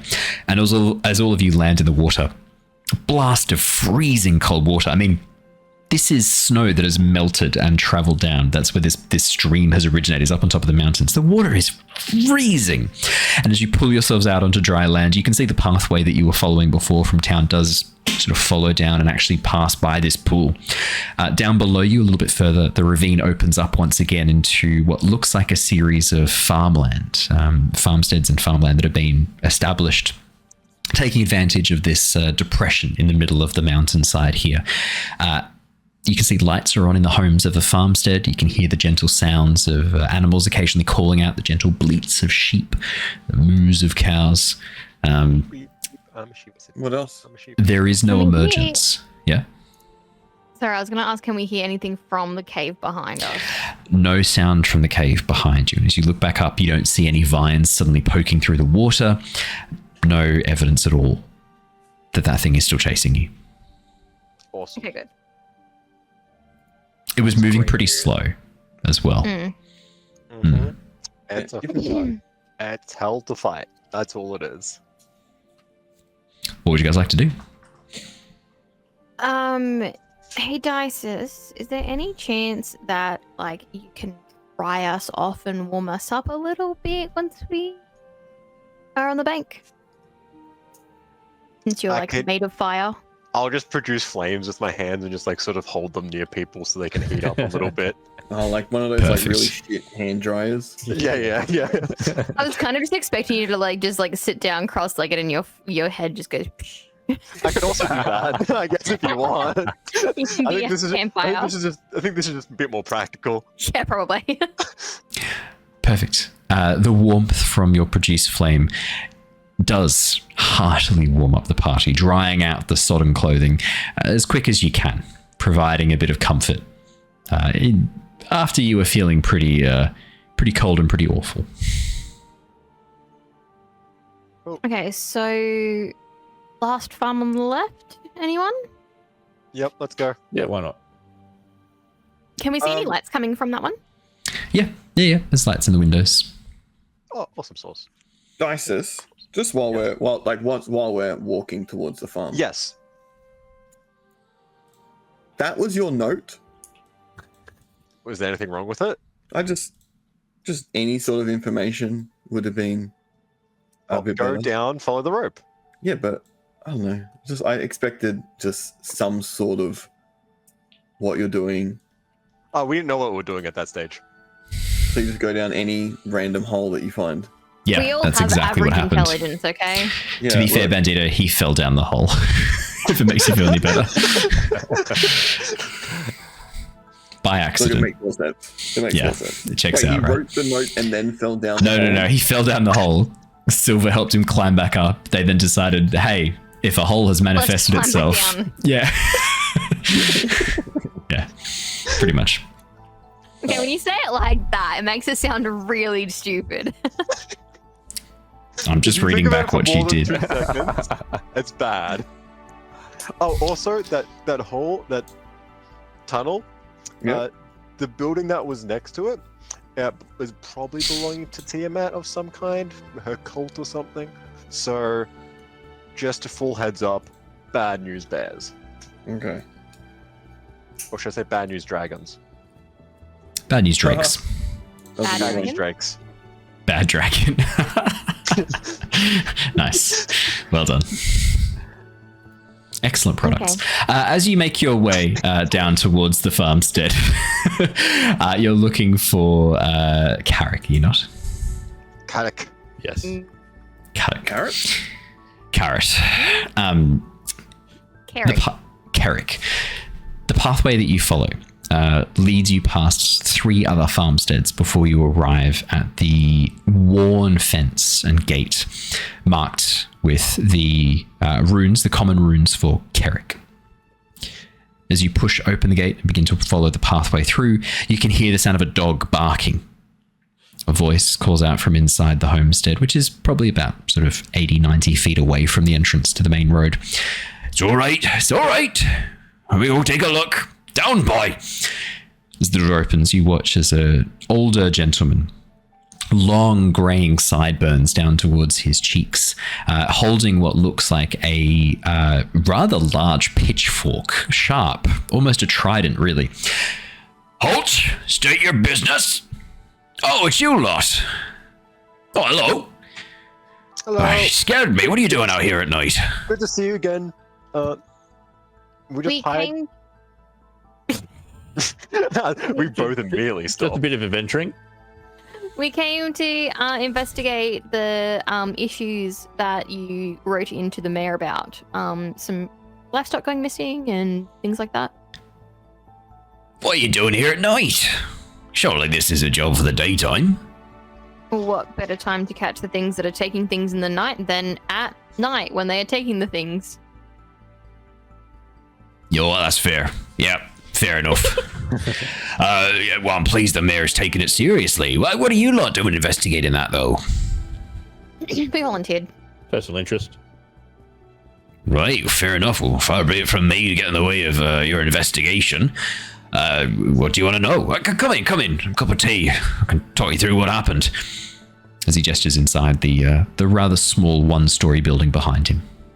Thatched roof, clay walls, quite modest. That's a lovely house. Thank you. Father and I built it back when I was a wee tyke. Probably due for a new thatch at some point, if I can afford it. As he opens the door. Cost? Well, for thatch, a couple of silver. Okay, cool. As he opens the front door, bounding out is a black and white border collie that goes to bark at you and then seems to recognize you as well, sniffing, bouncing around your feet, giving you all a very, very exuberant hello. Hector, down, Hector. No, Hector. Oh, fuck. Sorry, still training him up. No, he's okay. Don't worry about it. Hector, buddy. I pet him. The dog fucking loves it. Oh my god! As soon as you give scritches, Hector is your best friend. But the other problem is that there's 4 of you. Hector really wants to say hello to everyone equally. So as you go to give Hector pats, you sort of have about 3 or 4 seconds before Hector then moves on to the next person and then comes back. It's not personal. Can we roll for how good we pat? I will allow an like animal a roll. handling check. I will allow an animal handling check to see who can make the best hello with Can I give Hector. Can I give myself guidance? Yes, you can. Of course you Not can. a 4. I got 13. That's a 5 for Sylver, 13 for Bandito, 4 for Dysis, +2 takes it to a 6. Look at the best. Oh,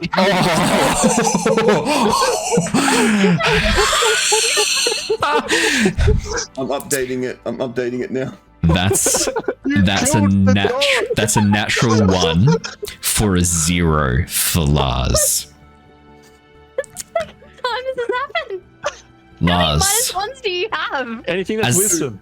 As the dog goes to approach you, you watch as it suddenly pauses, ears go back, its hackles raised as it glares at you, growling for a moment. You watch as Farmer Carrot looks goes, What is it, boy? What's going on? What's wrong with you? the dog is terrified of you, Lars. It begins to push back up against the wall behind, whining as it growls at you, doing this sort of weird, almost like bark as it pulls back its lips over its teeth. It is terrified of you. It's all right. I'll wait outside. What did you do to him? I don't know. I just go back to patting him to try and calm him down.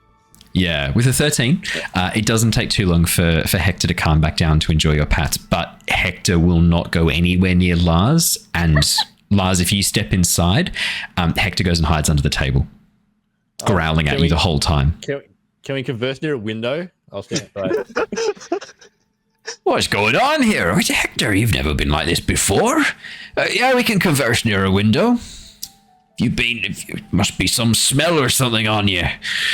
I've never seen Hector like this. Bizarre.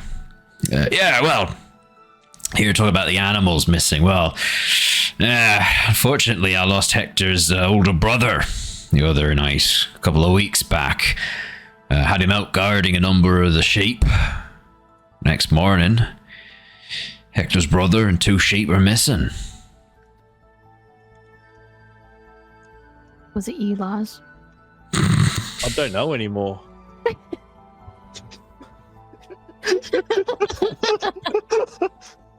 Did you kill his brother? Is that why he's scared of you? Okay. Okay, so Hector's brother and 2 sheep the other night. What else have you lost? Aye, a couple of chickens, a cow. It's getting to be rather expensive. I can't afford to lose much more livestock. Chickens, I just wrote off as a fox or something. Not unusual for them to get into the hen house on occasion. Unusual for the dogs not to notice, though. The cow is the one that's had me scratching my head.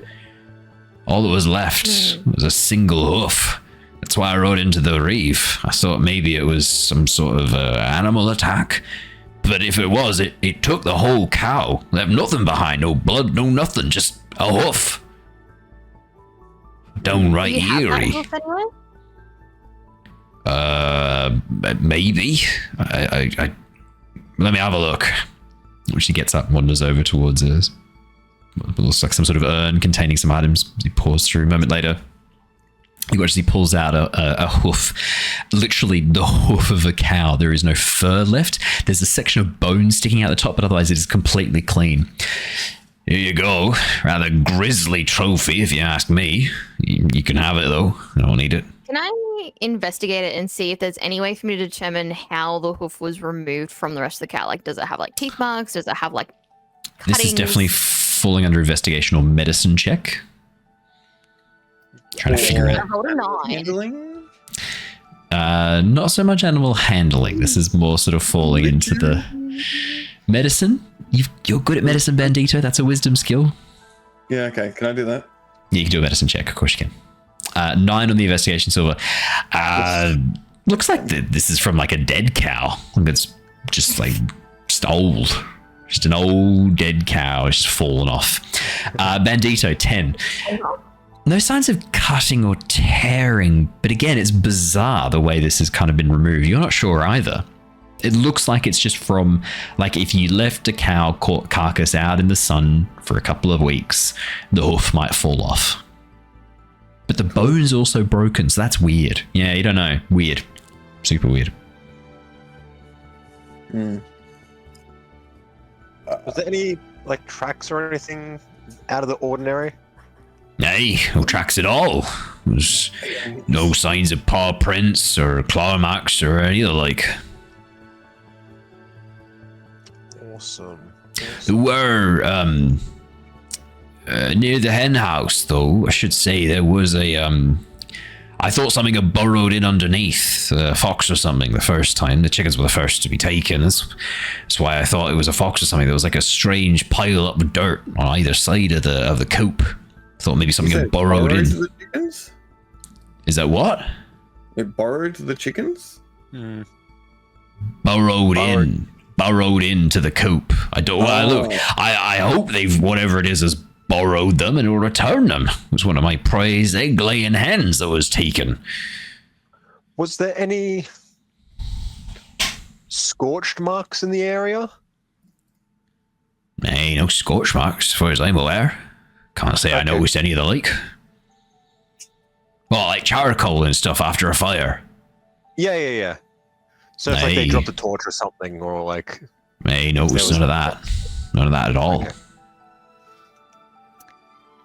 Can we, by any chance, come out and have a bit of a look at the chicken coop and where the creature or person burrowed in? Aye, of course. I might need to lock Hector inside. He's not happy with you, is he, mate? As he looks towards you, Lars. Aye, Hector, stay. Stay, boy. Good dog. He reaches into his pocket and throws a bit of dry jerky to Hector under the table. Hector does not take the food until Lars is out of line of sight. Wow. You got a 0, mate. This dog fucking hates you. You're lucky it didn't attack you on sight. As the three of you follow outside, rejoin Lars as Father Cleric begins to lead you. Dysis. Is there a way for me to determine if there's a dragon that would fit the characteristics of sort of burrowing and leaving something that would decay? You reckon a little dragon has come in and... Oh, 100% a little dragon has come in since we've found the temple. Dysis, I would say probably we're falling into the nature check area of things. Oh, shit. Or survival. I'd allow either. Or religion? No. Stop asking. There will be consequences. I'll put it back to intelligence if you keep asking. Survival, 17 Dysis. As Father Cleric leads you over towards the chicken coop, which is not too far from his house, I should add, actually. Really not that far at all. Like maybe 40, 50 meters away from his house. Behind it, however, back towards the edge of the sort of scrubland that rises up on either side of the ravine here. You can hear the sound of gentle clucking coming from inside the hen house. You watch as he leans down and points towards a disturbance on the ground. Here is where I found it, just sort of broken off. Think they burrowed in here.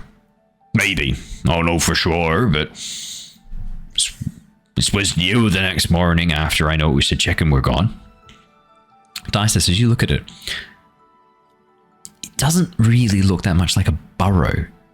Dragon is looking less and less likely. For a start, this chicken coop is like 2 meters tall and 3 meters wide. It'd have to be a small fucking drake to bother taking a chicken. And then in the space of a few days goes and takes a whole cow. Unless it's growing really quickly, you think that's probably unlikely. You have, however, just seen goblins. The bushes and goblins. And the bushes. Goblins, pretty likely. The bushes, again, not bad suggestions for getting in. They definitely could have. But why only kill one chicken or 2 chickens and not leave behind a corpse? That's also my thing with the goblins being like, why wouldn't they just take everything? It's at that point, Dysis, as you're picking through the area with a survival of 17, you find a tiny red scale. Half hidden in the dirt. And as you pick it up, it's too small to be a dragon's. It's a bit more lizard-like, but it is a small red scale, probably shed by whatever it was that dug into here.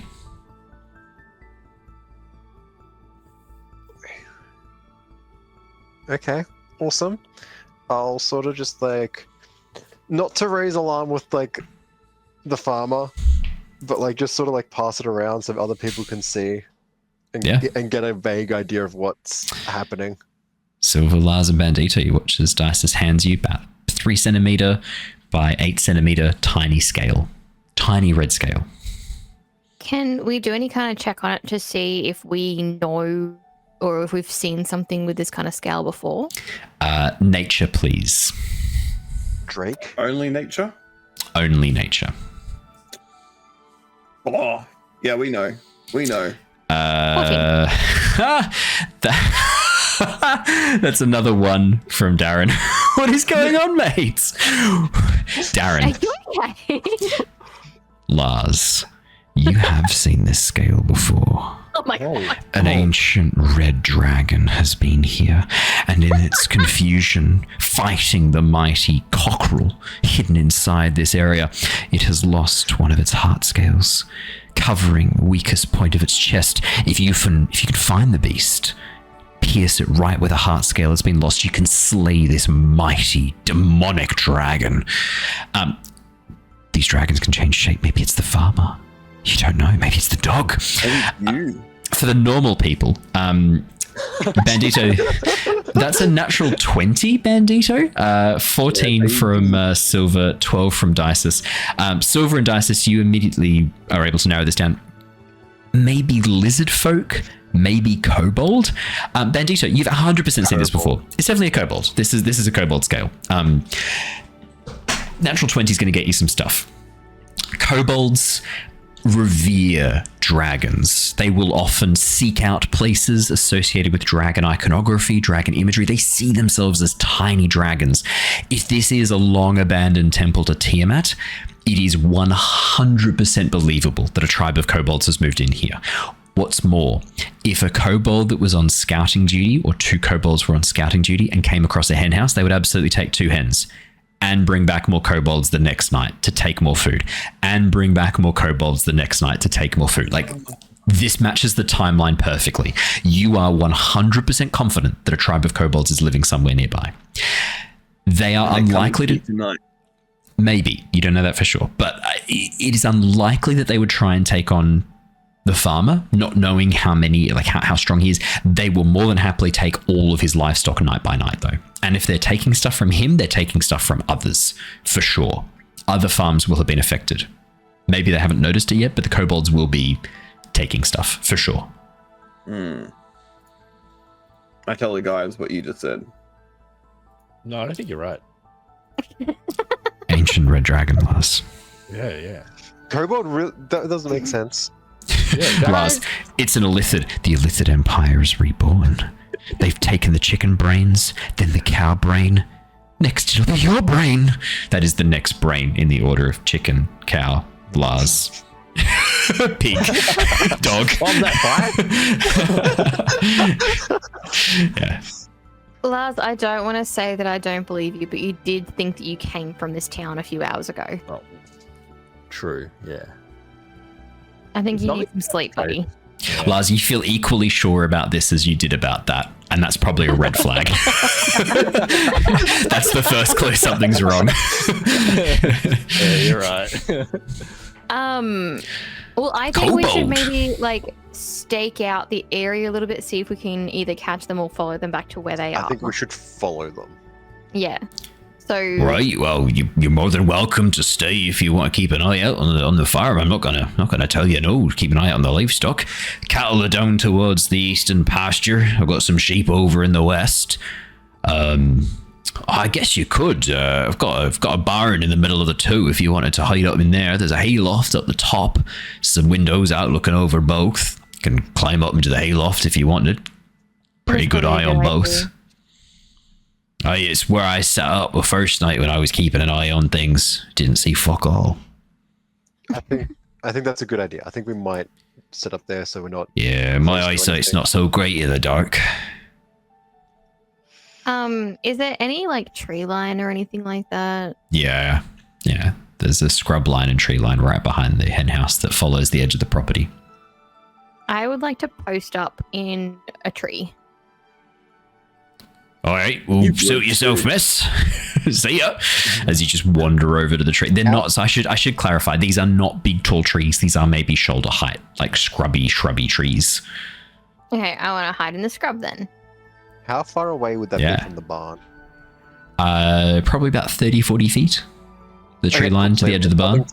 I can still send her a message if something happens. Yeah. Okay, cool. Then I'll We can Perfect. like you can just keep checking in with me, kind of yeah, thing. I'll keep like an eye on your area as like an overview to see if anything's moving. Alrighty. Would you like me to roll stealth to hide in bush? Absolutely. And I'd also like you to roll a D100 to see if they're bushes. Oh no!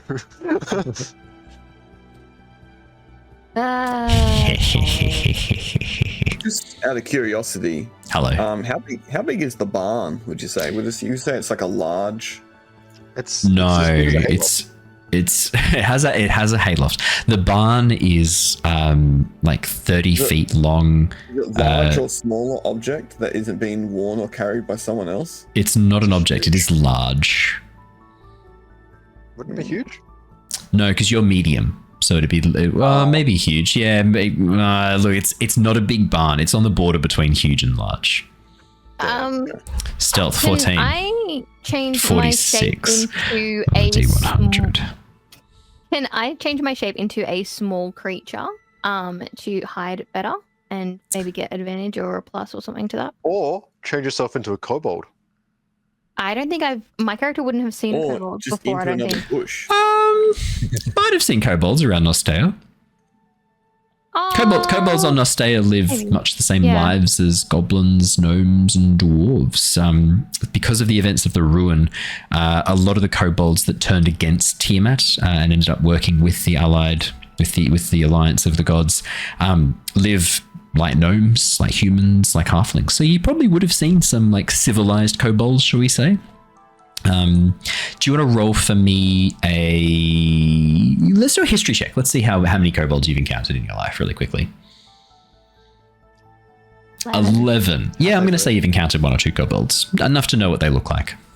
What language do they speak? Draconic. Shit. Koboldian. Yes, that's the answer we also Cob. Yeah. My concern is if I turn into a kobold, I cannot speak their language. That So is I a fact. can't really infiltrate them at all. You could be a mute. But Just they smile won't and nod. attack you. Sign language. Yeah. But they won't attack you for being different. Oh, well. I think it would be better to turn into something small and hide rather than have that confrontation where I cannot speak. Like Just a keep in fly. mind, Sylver, if you turn into... She's not a druid. If you turn into a halfling or a gnome to try and help yourself hide, your clothing is not designed to be worn by a halfling or a gnome at the moment. Your clothing and armor, which does mean that it is going to hamper you should you try and... If something were to happen, it would be very hard to follow. It would be even harder to fight. How sturdy Just is keep it? that in mind. There are things that you can get. So one of the things that we will do once you reach the end of this, for those of you who survive, there will be catalogs of magic items that you can purchase and requisition from the Yawning Portal. Okay. And one of those for you, Sylver, would be I'm trying to remember the name of it specifically, but it's like a special type of armor that can change shape and change appearance to match the Yeah. disguises you take on. Glamour? Yeah, Glamour. glamoured. Cool. Thank you, glamoured. Yeah. Yeah. Okay. I won't do that then. Yeah. But with a 46 on D100, is this bush a bush? No.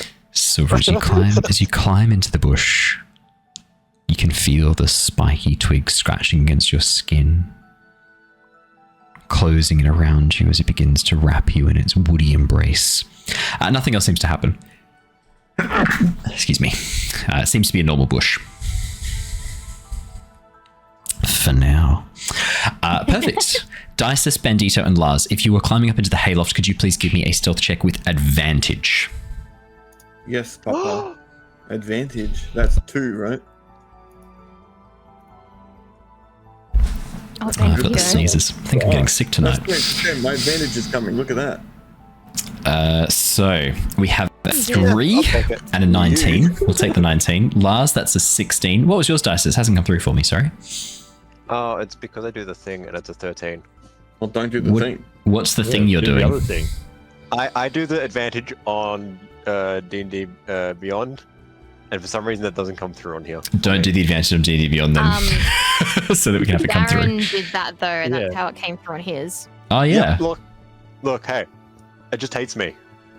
it does just hate you. 12 and a 5, Darren, plus 4. We'll take the 12, takes you to a 16. What was yours, Andrew, again? 14, you said? 13. 13.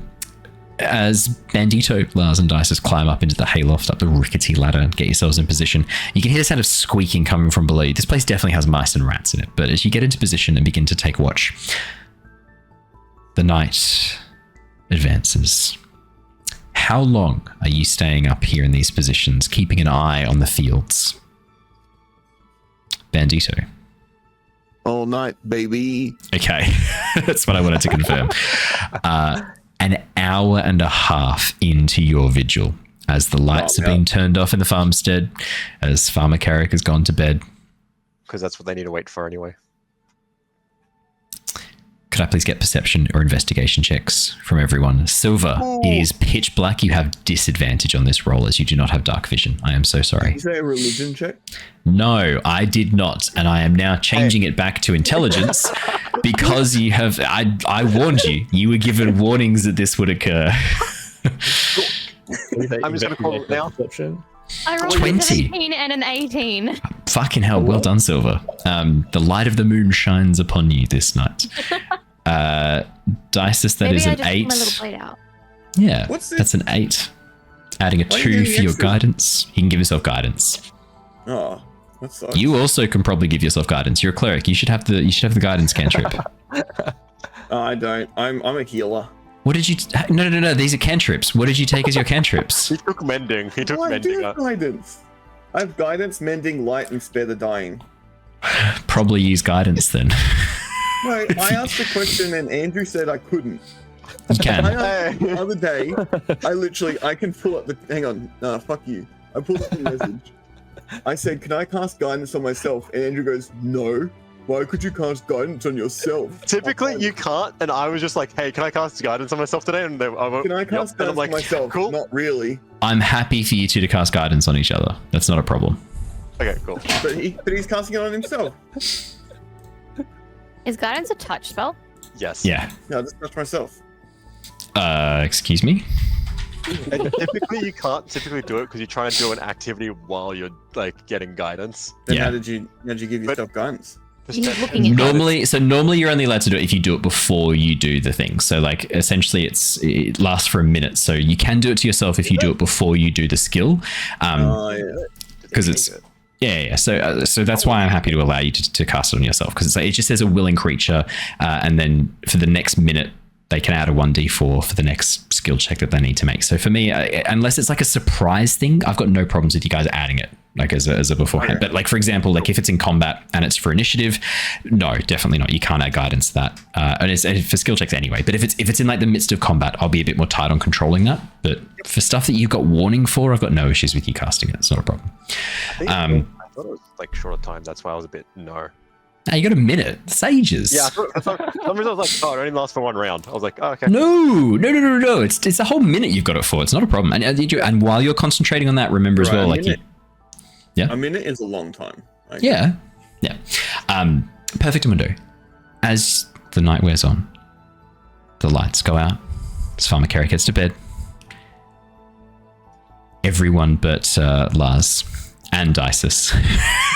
So I guess Bandito and Sylver. You watch as huddled shapes begin to emerge from the tree line. A lizard-like form steps out, looking around, sniffing the air for a moment before gesturing over its shoulder, silhouetted by the moon as it begins to rush forwards, heading towards the pasture with sheep in it. The sheep begin to bleat, moving away from these hurried figures. You watch as one of them pulls out a sling and lets fly a rock that strikes into the head of one of the sheep with a dull thunk. You watch as the sheep drops to the ground, dazed or dead, you're not sure. As 6 more kobolds rush forward, lift up the sheep, and begin attempting to carry it towards the tree line. And that is where we will leave off for tonight. Oh, I just got here. That's your choice. Thank you so much for joining us, everybody. The reason we're lifting off here is because either you're going to try and follow these things, which is going to be an extra little sequence, or you're going to fight them, or I guess you could just head back to the town and go to bed. Either way, we need a lot more time to discuss it in full detail, so we'll save it for next week. Thank you so much for joining us, everybody. For those of you watching on Twitch, don't go anywhere. We are going to go and raid a lovely friend of the channel tonight. That will be, let's see if any of our favorites are on. While I'm doing that, remember to throw the sling for the rock at the like button. Absolutely destroy, stove in the head of a sheep with the comment. Leave a comment below, and then carry back your prey with the subscribe button. That really helps us out and is a huge help. Make sure you do that. Everyone, we will see you all again next session. Crit and Miss are doing Vecna Ivron. Let's go and raid them. We will see you next week for more Tales from the Yawning Portal. Tomorrow night for more Return of the Giants, and Wednesday night for possibly the last or second last session of Curse of Strahd. So thank you so much for joining us, everybody. I will get that raid loaded up for the lovely Twitch viewers. Make sure you keep an eye on the Discord or on YouTube for more information about the Cosmere RPG. I will be sharing lots more, and we will hopefully have a new player joining us for Tales from the Yawning Portal shortly. I will keep you posted on that as well. It is a familiar face, one you know well. Should be lots of fun and a perfect match for the chaos of this group, I think. So until then, everybody, stay safe, stay well, and we will see you all again next time. Until then, farewell, everybody. Bye! Bye. Mwah.